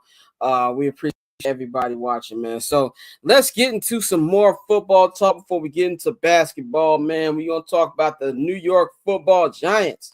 They have been in the headlines the last week. Of course, they were trying to be in on the Matthew Stafford talks, and they were very, very close to get him. They were offering $100 million contract to Matthew Stafford, with just one conversation with Sean McVay and a little bit of Roscoe's Chicken and Waffles. And also remember, this weather is amazing out here. He decided to stay in the City of Angels, but the Giants are pivoting already. It sounds like they could be signing Aaron Rodgers. So Aaron Rodgers won't have to move. He'll be playing in the same building and living in the same city. But their plan is to have Rodgers and to trade up to 2 spots to get the number 1 pick from the Tennessee Titans and draft University of Miami's Cam Moore. And I guess he'll be the quarterback that Aaron Rodgers will groom and help become the franchise quarterback after he gets done playing 1 or 2 seasons, and that can help them compete in the NFC East. As much as I can't stand ayahuasca, man, I think this is a great plan for the Giants. If they can actually do this, I think Rodgers will be a nice stopgap. I think that as long as he's not talking to Cam about not taking vaccines, and the 9/11 was an inside job, I think that's a good on the field tutor to help him learn to be a quarterback. Aaron went through the same thing, being behind somebody who should be in prison right now, Brett Favre, for 4 years, and he can kind of help him on the football side. And as much shit as we talk about Aaron Rodgers, for some reason his teammates love him. And I think for the Giants, it kills 2 birds with 1 stone. You can actually compete now in the NFC East, which is even though the Philly has a nice control over it, it's still a competitive division down to the last week. That gives them time to compete right now, and they don't just have to throw Cam Ward into the fire. So, the Aaron Rodgers thing seems like the more likely one. We'll see what kind of deal it would take to pry that number 1 pick out from Tennessee's hands. But if this actually goes on, I think this is a pretty good move for the Giants. Courtney, what do you think about this news and this potential move that they've got going on? I really, really, really, really don't understand why we are, and I'm not talking about you specifically. Why are we? I feel like we're past the expiration date on Aaron Rodgers making any team that he's on a contender. Are we really still doing this? No, I'm not saying they'd be a contender, but I'm saying that they can compete in the division.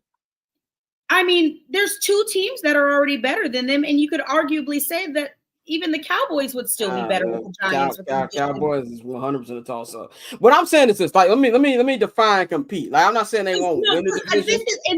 Especially if they're saying that their ownership is only going to give Joe Shane and that administration 1 more season. How does that help? I mean, I'm trying to understand it. I'm not saying it's nothing to do with you. I understand what the game plan is. What was the Giants' record last year? I just don't see how that helps them. Yeah, what was the Giants' record? They won 3 games. What was their record? Let Hold me see. Giants 2024 record. Mind you, the Cowboys proper shit the bed last They were season. 3-14 last I year. really don't see a scenario where, well, yeah, you would think you'd want to be bad again, you know? So you don't want to win more games right now. What good does that do? Yeah, it might save Joe Shane's job, but I don't think that helps the organization get better overall. That's how bad teams stay bad, by trying to win when you know you're not in a position to win. I just got one question before we go to Bang. Do you think that this is a better option than just throwing Cam Ward out of there? If they do trade up to get Cam Ward? I absolutely think it's the best plan, but again, how does that plan help the Giants organization long term? Do you know what I mean? No, but that's why now help you next year when you need to draft again, knowing that there's glaring holes is still to be filled in that team. How does being slightly better this year help you long term? That's why I like it, because you compete in the division this year. Like, I know the NFC East, Philly's great, and I still think the Commanders are going to have a drop off. I think last year, not to say it was a flash in the pan, I'm not going to say that, but Jaden Daniels, they did win a lot of games in the last couple minutes. You're absolutely right.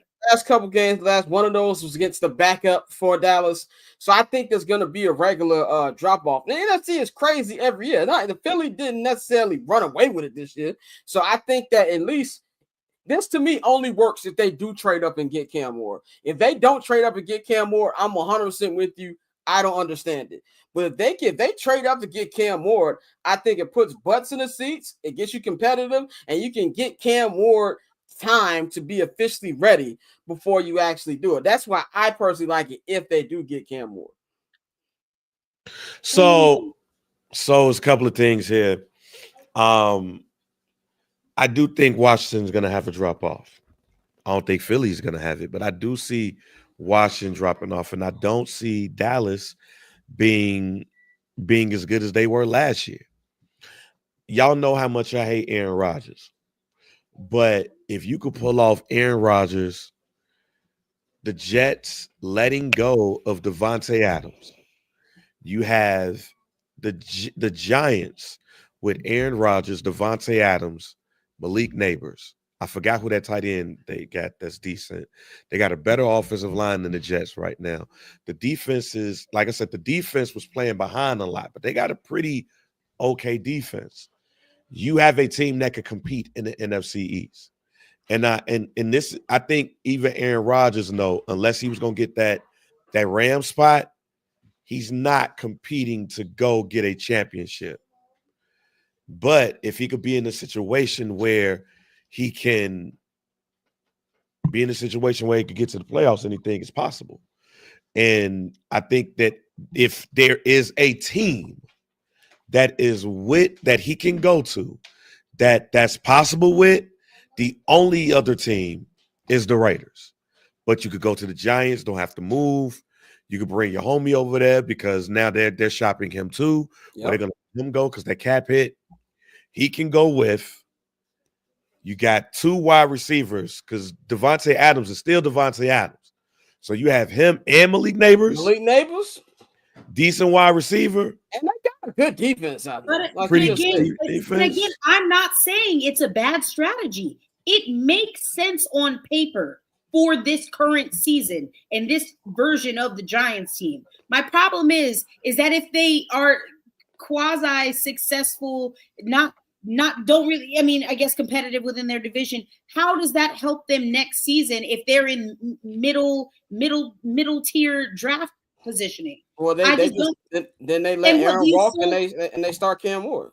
Do you still fire Joe Shane? Do you still keep Brian Daboll? Definitely. Because the ownership literally said that this is their prove it year. They don't want nothing else. So what? You might as well go all in and get Aaron Rodgers. But I still don't like the idea of Aaron Rodgers being anybody's playoff contending QB. Well, see, look at this. For me, I don't really like any quarterback in this draft. Yeah. I'm on record as saying I don't think any quarterback in this draft is going to be a starter in 5 years. Wow. Okay. You that low on it. I'm that low on this quarterback draft. Right? But if you could get Cam Ward and put him behind Aaron Rodgers, and he get to learn, better lead time. But I think all of the top 3 quarterbacks need to be behind a vet, pause, in order for them to learn. If you try to put them out there, you're going to kill that kid before he gets there. And that's what makes me worry about Cam Ward going to a team without a leader, an experienced quarterback in front of him. So that's how it works. Mm-hmm. If you get Cam Ward and you have Aaron Rodgers and he get to sit behind him, I mean, Jordan Love sat behind him. Jordan Love sat behind him, and we saw what happened. So track record is kind of there. Yeah. So we'll see what happens. But like I said, I'm not a fan of in agreement that Jordan Love was huff. I mean, he's huff, but he's a starter. I thought he was going to be way worse than what he is. Remember what I just said. I don't think any of the top 3 is going to be a starter in 5 years. If you just put them out there game 1. I just don't think so. I don't disagree with you. I guess I just don't understand what the fuck the Giants are doing. I feel like if you get Aaron Rodgers, then you don't need to trade up because the ask on Cam Ward right now is looking real Caleb Williams-esque. What do you mean by that? I mean that they're asking. I mean that they're asking for a lot. They're asking for a lot of picks. I got you. Yeah. Just had to defend my quarterback for 2 seconds. You know, like when Bears fans, somebody talk about a quarterback, we get like when niggas talk about your family member. Yeah, I wouldn't even. I'm just being real. That's what the Titans' ask is at this particular moment. I mean, again, that kind of dictate what happens there. Set a precedent. I do find it interesting that this. But I just don't think you need to trade up. If you're the Giants, don't trade up. Just take whatever quarterback is available. Well, a lot of people feel high about Cam, and you don't know if that's their guy. That's why I disagree with Bang on that. I think Cam Ward's a fucking star.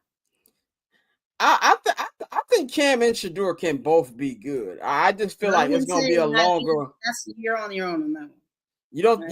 Yeah, I'm going back Shedeur. I got more faith in Shedeur than I got Cam, and I watched a lot of Miami football. I like Cam. My biggest issue with Shedeur is he's more of a pocket quarterback. Like he don't use his legs at all, and I feel like he's got to be any quarterback needs to be with the right offensive line, but he needs to be with a good offensive line. But I think the way that he's adapted, being with 2 different programs, he didn't have 5 or 6 offensive coordinators. Now, granted, the NFL is a lot different than college ball. But I have a lot of faith. He's Deion's son. He's been under the spotlight forever. I think him going to like a team that like the Giants or Raiders who have a lot of eyes on them, I think he's going to be good. I get the concerns for him. I don't think this is not like last year's draft where you had 2 Heisman winners and Caleb and Jaden, and a lot of people were high on Bo Nix last year, and obviously he backed those claims up. This is not that kind of draft. I think if Cam and Shedeur do become good, it's going to take a couple of years before they do good.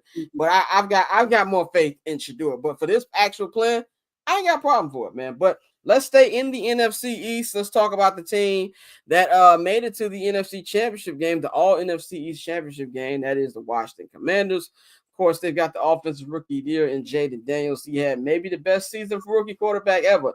Had them close to a Super Bowl, and now they're adding another weapon to the offense. Mr. Deebo Samuel. Deebo Samuel had a choice to choose between the teams he went to. It was either Washington or go to Houston with C.J. Stroud and the Texans over there. He had relationships with both. I think he knew the GM of the Commanders, and of course, D'Amico Ryans used to be one of the coaches over there in San Francisco. The Commanders only gave up a 5th rounder. I mean, when I first saw it, I was shocked, not because of obviously what a player that Deebo used to be. He's not that anymore. It's kind of wild to see what his actual value is. That's what was actually more shocking to me, more than the actual 5th rounder. For this, I think it's a chance you take. If you're Washington, I mean, if it doesn't work, it doesn't work. I mean, you have a lot to build off on from last year. I do think there will be a drop. I do think that it's going to be interesting to see how Jaden Daniels reacts to an entire year of defenses having film on them with expectations for them now. There was no expectations for the Commanders last season. Nobody had them winning 12 games and be like 60 minutes away from the Super Bowl. So it's gonna be expectations now. Can he bounce back from that? You know, can Cliff Kingsbury continue to call great plays? You know, and things like that. But I think it's a good addition for them. I don't know how much more Deebo has left in the tank. But when it's just a fifth rounder, you're good. And then for San Francisco got so many weapons. And the one thing that would raise my antennas a little bit if I was Washington, if you got an offensive guru like Kyle Shanahan saying, you know what, I'm straight on Deebo Samuel, that would concern me a little bit. And that's for anybody who goes out there and trades for Cooper Kupp or signs Cooper Kupp as well. If Sean McVay said, you know, we can let this nigga walk. Like I will probably be like, what do you know that I don't know? But I think it's a good addition for Washington. It could be a great addition if Deebo has the one to tank. Courtney, what you think about this deal? I think it's great for Washington. It's a great, and also I really don't think it's that high. I know that they were saying that maybe he would go for like a 6th or a 7th round. Oh, it's again, going back to what we said earlier, an overpay. I don't agree with that at all. You don't know if that 5th round pick would pan out. You don't know any of that. I know people say that, oh, the real draft success, you can tell the measure of a team based off of how they draft in the 4th and the 5th and the 6th. Man, I'm not trying to hear that. Deebo Samuel was at one point a premium wide receiver, and I still think he can be. It's incredible what a change in environment can do for a player and how it can reinvigorate them. Also, I know that he had a lot of issues with how San Francisco wanted him to play. If you're Washington, I mean, shit. I don't think it's a bad deal. I feel, you know what it kind of reminds me of? It is worth the risk. I agree. It reminds me of Stephon Diggs to the Texans. People were like, that was a huge deal. People were like, oh, well, the Texans might be contenders now. I don't think it maybe moves the needle that much. Right. Maybe like 3 years ago, Deebo Samuel, I would have been like, oh yeah, that's an elite move. But for right now, it's a gamble. And I think it's 100% worth it. I like the move. Scary Terry and Deebo. Yeah. Speed on that. Bang, what you think about this deal? Is your DC homies, they like this? Have you heard from them about this? Ooh, let me go up in the chat real quick because I did see them say a couple of joints, a couple of things. Hold on. While I'm looking up this, I like the move. 5th round pick, low risk, high reward here. All right, I'm gonna read this from my homie Rick Chill. Shouts out to Rick Chill. Rick Chill is on Magic 102.3 and 92.7, the real sound of the DMV. Rick says, doesn't really run great routes, but is extremely dangerous in the open field. Can use them like they want to use Curtis Samuel in the Riviera era.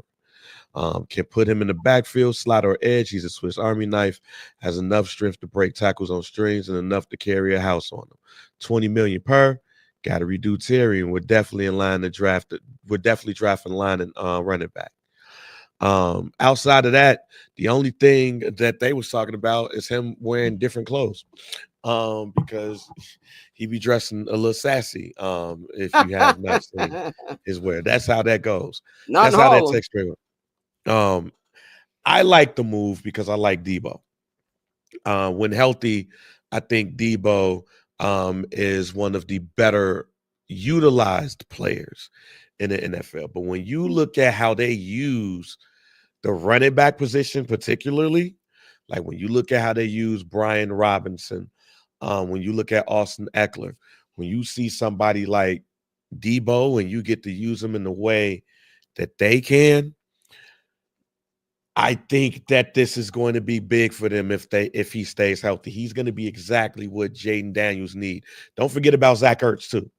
Yeah. So this is. But see, even with Ertz, like that's part of the reason why I think the Commanders might fall off a little bit. Like, how much left does Ertz have in the tank? Him and Austin Eckler. Like, was last year the last kind? You know, when your iPhone battery is like on 10%, you're like, oh, I might be able to get home with this. I'm with you. I agree. I just think Deebo extends that battery life a little bit. Deebo Samuel is that charger that got a little short in it. But if you, Yeah. All you gotta do is just move it, maybe that step bitch the right. phone down. Yeah. Yeah, that Getting happened that to my bitch right. charge. It lasted 2 more weeks before I had to replace it. Yeah, so I think he extends that a little bit, and that's still not saying what you're going to do in the draft, as well.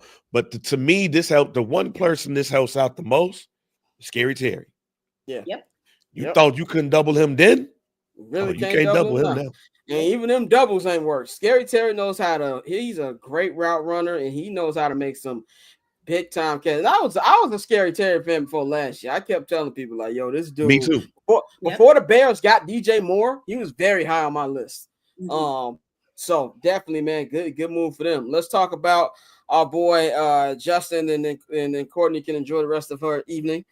Justin Fields, man, a lot of people wondering where he's gonna go. His contract with the Steelers is up right now, but according to the Athletic, the Steelers want him back, but at the right price. They are done with Russell Wilson, even to the point that they're going to present him with really an FU kind of contract that we know he's going to turn down, and they would like to bring Justin back at the right price to him to be their starting quarterback.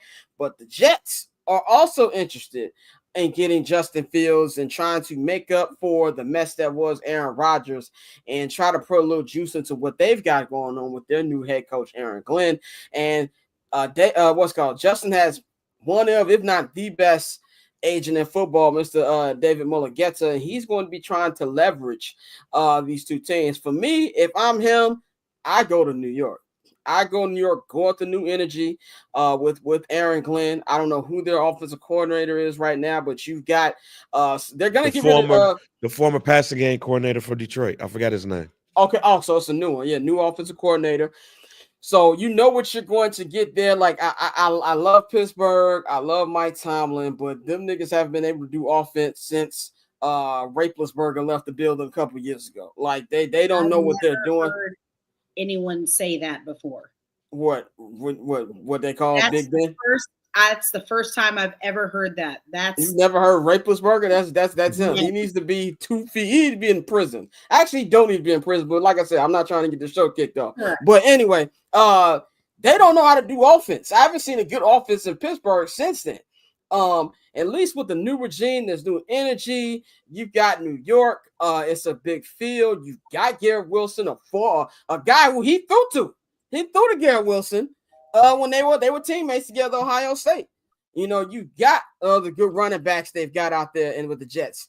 To me, you know, that a good defense as well, that's the best fit for him. Now, how much they're trying to pay him, that's a different decision. Different discussion. But one thing we know about Mulligetta, he gets his clients paid. That's one thing you know for sure. That's what he does. So I'm interested to see how this ends out. I hope Justin lands on his feet. And I just don't think Pittsburgh is it. You know, I just don't think that's the case. Courtney, what do you think about this potential bidding war? Where would you like to see him out of these two teams?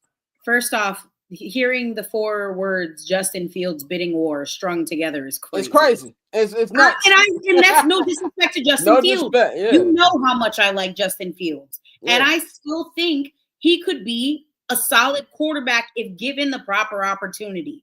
And even this is year 5 now? Yes, year 5. Year 5 of Justin Fields. I don't think he's ever really been given had a true proper go of it. You can say what you will. Oh, well, he got benched in Pittsburgh. Man, they were going to bench him regardless because they believed that Russell Wilson was, stopgap quarterback. And Justin knew that too. Tomlin said that at the beginning of the season. Yeah. Correct. Oh, well, it wouldn't have mattered if Justin Fields went out there and did what he needed to. That's a culture, I think. Russell Wilson, they thought better fit their culture at QB1 than Justin Fields and their offensive philosophy more than Justin Fields. That's just my personal opinion. I think Justin Fields needs to be in a better situation where he can do what he does best. And I don't hate the New York Jets I hate the Jets as an organization, and I really wouldn't wish that on anybody. But I think that might be the best fit for him at this particular time. Now, this team hasn't been brought up, but it would not shock me if the Raiders found a way to get involved in this as well. Lugetti's out of this. That opens up the door. I would not hate that either, for what it's worth. Again, say what you will about the Raiders. At least you have Tom Brady there in ownership, and you have Pete Carroll and Chip Kelly. Yeah. Absolutely. Oh, yeah. It's not about Chip Kelly. Another Ohio State connection there as well. I don't hate that. Yeah. Bang, what you think? I like the Raiders fit better. I hope that the Raiders go ahead and grab him. But I'm not mad at the Jets because if you look at Justin behind the running game, oh my God. That's not a run. That's not a team I would want somebody like Justin Fields to go to. Yeah. With what he's done with extra running backs around him. Brees Hall, and I forgot my other man name there. But boy, that would be, I would not mind that at all if I'm the Jets. But I like the Raiders. I would hope that he take a stab at the Raiders. The Raiders take a stab at him. Pete Carroll, Chip Kelly, I think he'd be all right there. I just want Justin to land on his feet in a situation with a team that wants him and will give him the right opportunity, man. That's what I want more than anything. I didn't have this on the rundown, but T. Higgins, franchise tag, probably trying to work on a long-term deal. We'll see how that goes. I do believe this opens up the door for Trey Hendrickson to get traded, I believe. Like, because it's going to be – the Bengals are not paying everybody. They still got to figure out how they're going to pay Jamar this year. Courtney, anything on that before we get you about it or no? No, not really. I know I said a couple months ago that I liked the idea of T. Higgins in Washington. Obviously, they got Deebo. And, I mean, I'm not saying that Deebo at this current stage in his life is better than T. Higgins. But, I mean, I hope dude gets paid because I imagine playing second fiddle to Jamar Chase is not fun. So definitely hope we can find something good for you, King. Courtney, we gonna get you up out of here. We're about to talk NBA. So you can follow Courtney at 1-800-CALLER-BRO on all social media platforms. Anything you want to say before you get you up out of here? No. Who did the Mavericks play tonight? Do we know? Let me see. I got the NBA up right now. I know there's a game going on because I can hear the people already. The Mavericks played the Sacramento Kings tonight. Okay, well, good to know I'm not missing anything. Former Bulls, DeMar DeRozan and Zachary LaVine. If you want to catch them, play them. And they should have an update on Anthony Davis this week, from what I heard. You could put a gun to my head right now, okay? A revolver with 6 bullets in it. I could not name you one single Sacramento Kings player. I just gave you two. I didn't even hear it. So Zach LaVine and DeMar DeRozan. There you go. If anybody, De'Aaron Fox is not there anymore. Yeah, both of them are there. Yeah. Shut the fuck up. Really? Yeah. DeMar DeRozan signed there in the offseason, and the Bulls traded Zach LaVine. Or not in San Antonio or something? Yeah, De'Aaron is in San Antonio. De'Aaron Fox is in San Antonio. That's crazy. Yeah, with women. Man, there was a time in my life when I would die about the San Antonio Spurs. Do you understand? Like, yeah, they were actually good. I would have died for Manu Ginobili. So I was one of the few niggas who loved Tim Duncan, and when I found out he was a Bears fan, I was like, yeah, this is my guy. Like when I found out that I found out he stopped the team bus to watch the Bears playoff game. I was like, yeah, I'm a Tim Duncan. Yeah, some of my fondest memories as a youth were going to my mom's house. So my grandma on my mom's side, she lived in the hood in fucking San Antonio. And this is the early 2000s or late 90s, early 2000s. And I have very distinct memories of, oh, can we go outside? I think they're setting off fireworks because the Spurs won. Those are not fireworks. You need to go lay on the floor. Yeah.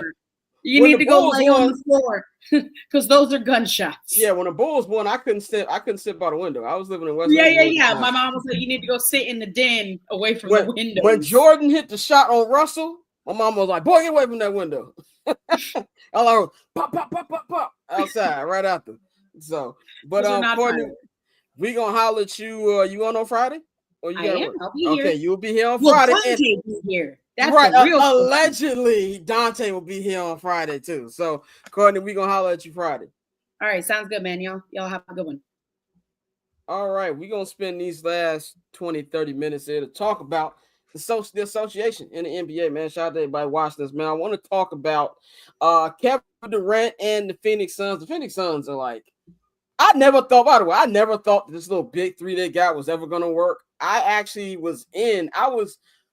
When I'm looking at Bang right now is where I was looking at Kyrie Irving when the trade happened. I was at Staples Center at the end of the game. I don't know, Bang, you remember that clip where shout out to my boy Thomas. Thomas got thirsty to ask Kyrie, what you think about the KD trade?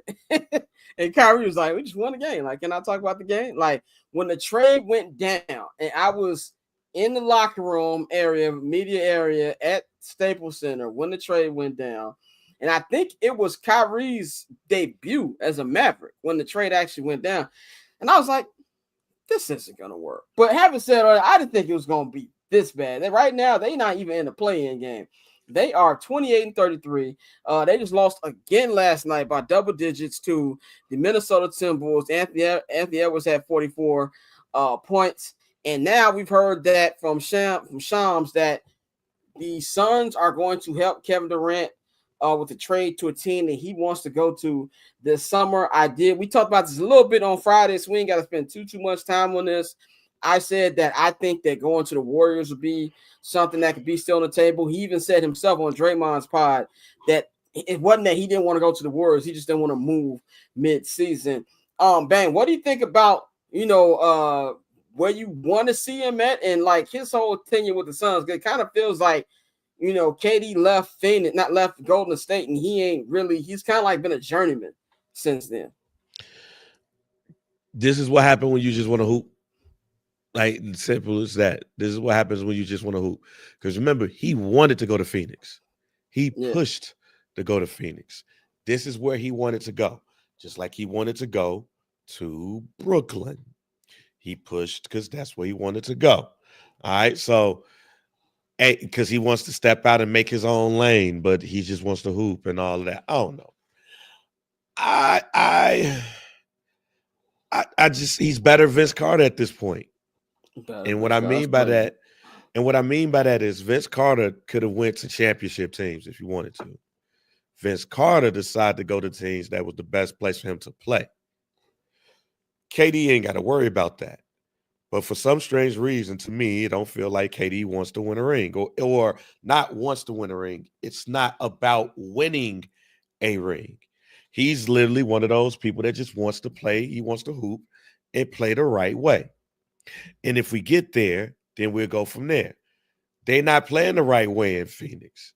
They wasn't built the right way in Phoenix. Phoenix tried to double up on the big three thing that ain't working no more. Teams are working. So could I see him on Memphis? Yes, I could see him on Memphis. That's actually the place that I like to see him go. Him and Desmond Bane and John Morant. I like that because they still got a full team. They got a lot of role players who be doing work that you don't even really be hearing about. I like to see him on a team like that. I like to see him low-key. I like to see him on Orlando. Like, I like to see him on teams like that. But for him to win a ring, he got to go to, like, Denver. He got to go to L.A. He got to go to the Clippers. He got to go to San Antonio. Because him, Wemby, and those young players, like, yeah, but he just want to hoop. So I'm with KD wherever he feels comfortable with. Go there. I just want to see KD in the playoffs again. Just give me KD one more shot. Like, I feel like Steph and LeBron are getting there one more shot right now.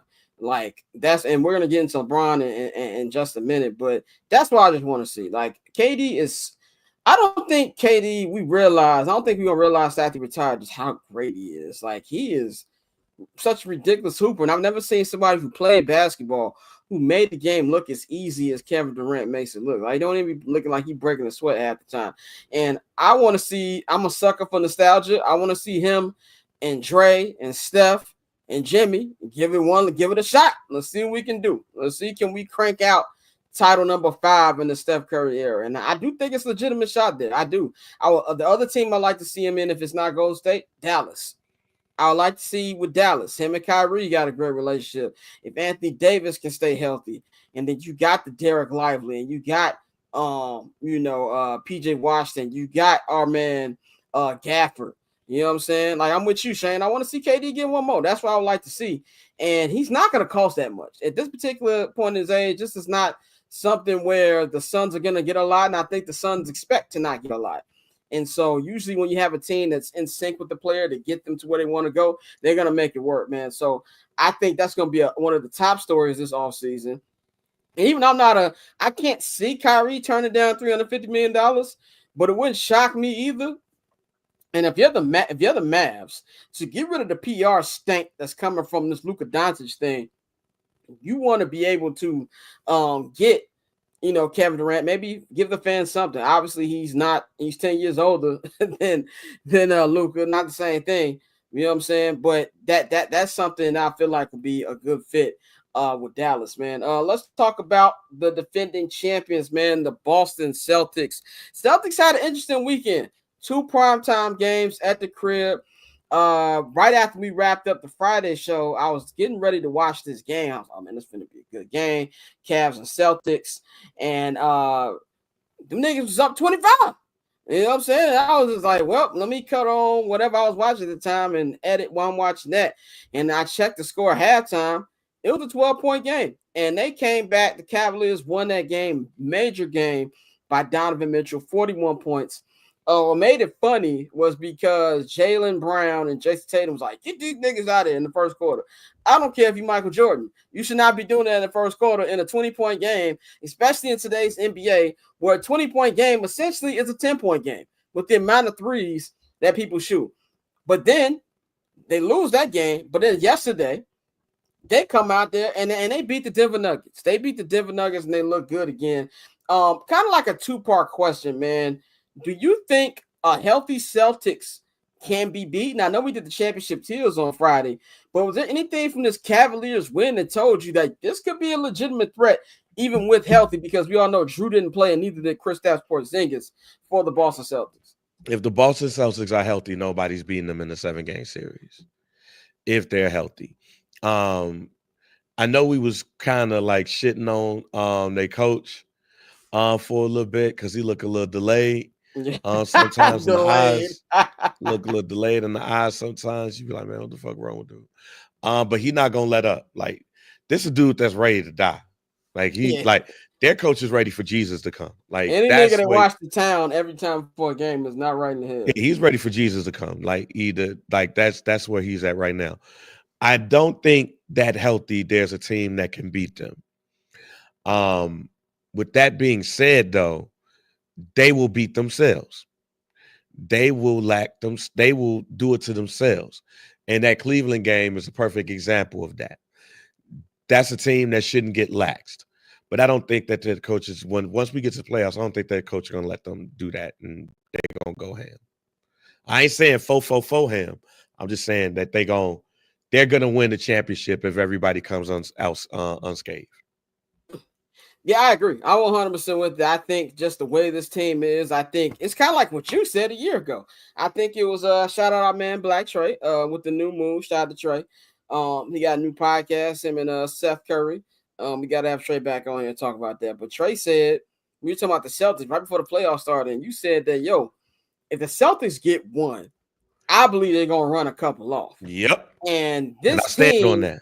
Yeah, like if it wasn't a hot start that nobody thought that Cleveland was going to have coming to the year, they would have been the number 1 seed again. And I think pound for pound, now that monkey is off Jason Tatum and Jaylen Brown's back, and as much stuff as we talk about Jason Tatum, wish he was an alpha, wish he did more, wish he did that, he don't care. Jaylen Brown don't care. That team doesn't care. They know how they're going to win and how they're going to do it. And now they've got that championship swagger to know, like, we can just get through the regular season and we're not scared of playing anybody in the playoffs. You know what I'm saying? And so that's something that I feel like will be good to do. And then I also feel like will be also good for them is, Drew Holiday. He's such a dog. Kristaps Porzingis. I love the Cavaliers. I think they're a really deep team, and I believe in them way more than I did in the beginning of the season. I still got to see it, and I think a lot of that depends on how is Evan Mobley going to play. The question is not Donovan Mitchell. Donovan Mitchell is a playoff performer. We've seen him do it in Utah. We've seen him do it in Cleveland. If the guys, if Evan Mobley, Jared Allen, and Darius Garland, who has not been good, was not good in the playoffs for Cleveland last year, can step up to the plate, they got a shot. But they've got to play almost perfect basketball because the Celtics are just too deep. And that's, I think, would be the issue for them. And their defense is ridiculous, man. And when you, let's just say, let's lock down Donovan Mitchell. Do you believe that Darius Garland can take the shots he's got to take? Because it's not just them two in Brown and Tatum you got to worry about. Drew Holiday, he's won 2 championships, had a lot of clutch shots with Milwaukee. And now we're seeing Derek White. Derek White. Yeah. But now, I will say this, Cleveland, Evan Mobley, man, I did not expect this. Me neither. I did not expect this from Ed. He's just taking off. He has to be the X factor in order for them to beat them in the 7-game series. That's just not going to happen, though. But I did not expect what I'm seeing here. Yeah, exactly. Last topic of the evening, man. Before we get up out here, we got to talk about the Los Angeles Lakers. The Los Angeles Lakers have won 6 in a row. They are 8-1 since getting Luka Doncic, 8-2 overall in their last 10 games. And now they are the number 1 seed with a 1-game advantage. Number two seed. Oh, I said number 1. Number 2 seed, my bad. Number 2 seed over the Denver Nuggets. Denver Nuggets lost last night to the Celtics, and the Lakers beat the Clippers for the second night in a row. And you know, this times are changing. You know what I heard on the radio, and not just the radio, but on TV today? They said, look, Luka Doncic and the Lakers. Not LeBron James and the Lakers. Luka Doncic and the Lakers. And this is something where I actually think LeBron is very happy about this. Like, I said this on the show when the trade happened. This reminds me of Kareem and Magic. Now, granted, LeBron is 6 years older than Kareem was when Kareem got Magic. But this is going to give him new more life. I said last year was going to be his next season. Would not surprise me if he plays 2 more. I think that's the max that he's going to play. But this team, man, I love how they're playing. I think they're going to finish with the number 2 seed. I think they got a chance because their March schedule is tough. Austin Reeves, he survived a big injury with the calf. I was worried about that when I saw it on Friday. He is day to day, but we gotta give love to JJ Redick. The way this team is playing, just the way they adjusted in 2 nights. You had Zubac have a big game, 27-12 on Friday. 2 nights later, they holding the 12 points and 9 rebounds. Great defense right there. He has unlocked something, and Rui Hachimura, he's been hooping. Now, the big concern for me playoff time is they still don't have any center. I'm sorry. Jackson Hayes is going to get dogged by all the top centers in the Western Conference, especially in a second-round matchup with Denver if that ends up what it being. Like, I think Richard Jefferson said this on his show. Like, he's like, Jokic is like 32-year-old LeBron, where it don't matter what's around him. He can win a series by himself. Like, it didn't matter that LeBron had Mo Williams or whoever the other niggas he had.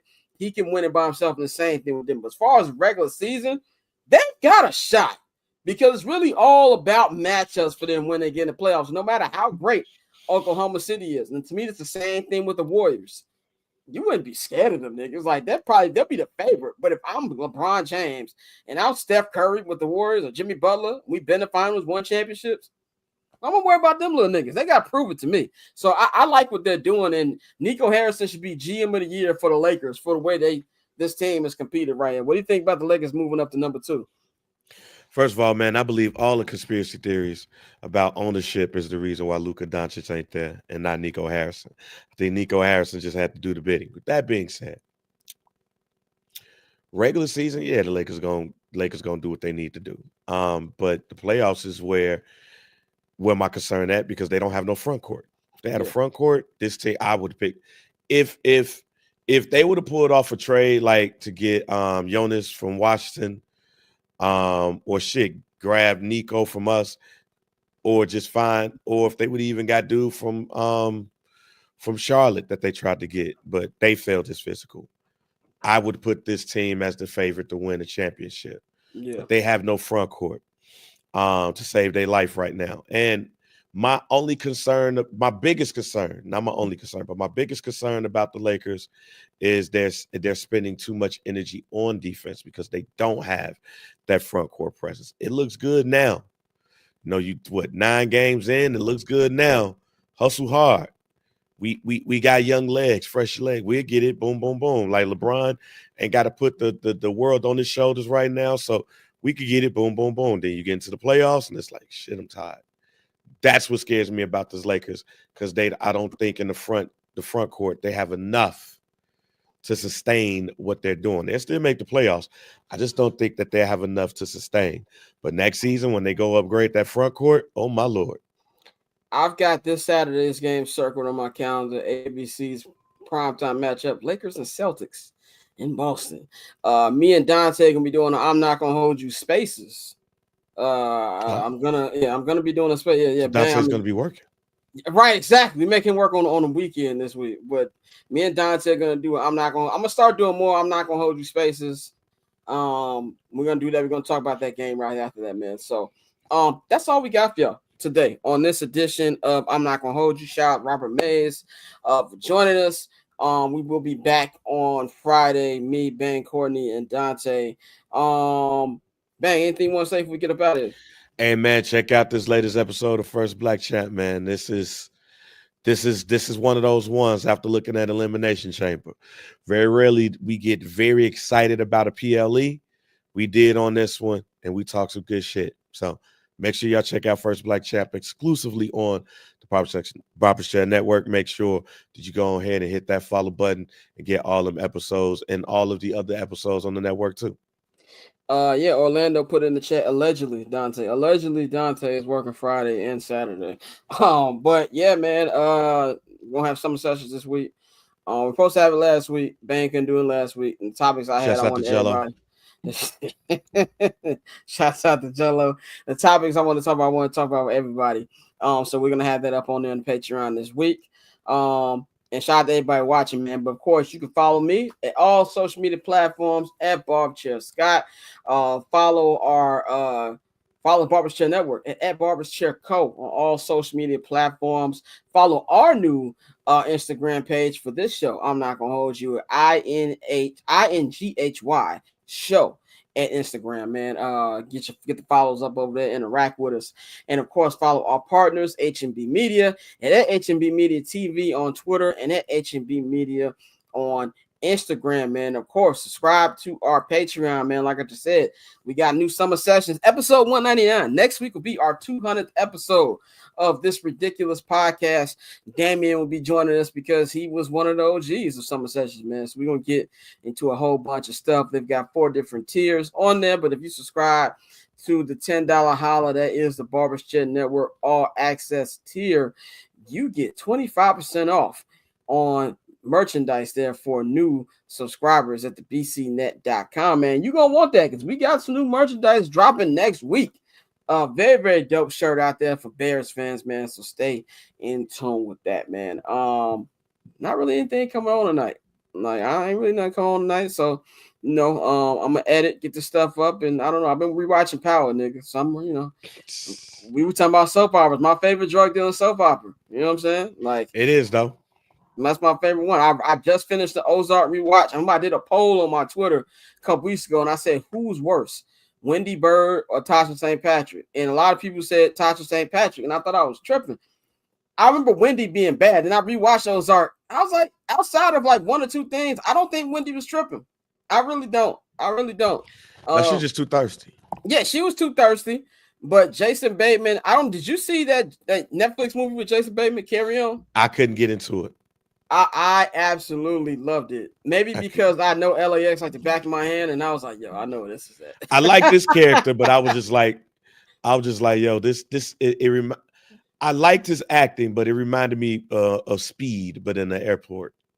It was Marty Bird takes over LAX. If you want the most breakdown for it, that's what it is, man. So y'all enjoy y'all night, enjoy y'all week. We will holler at y'all on Friday for a new edition of the show. We up out of here.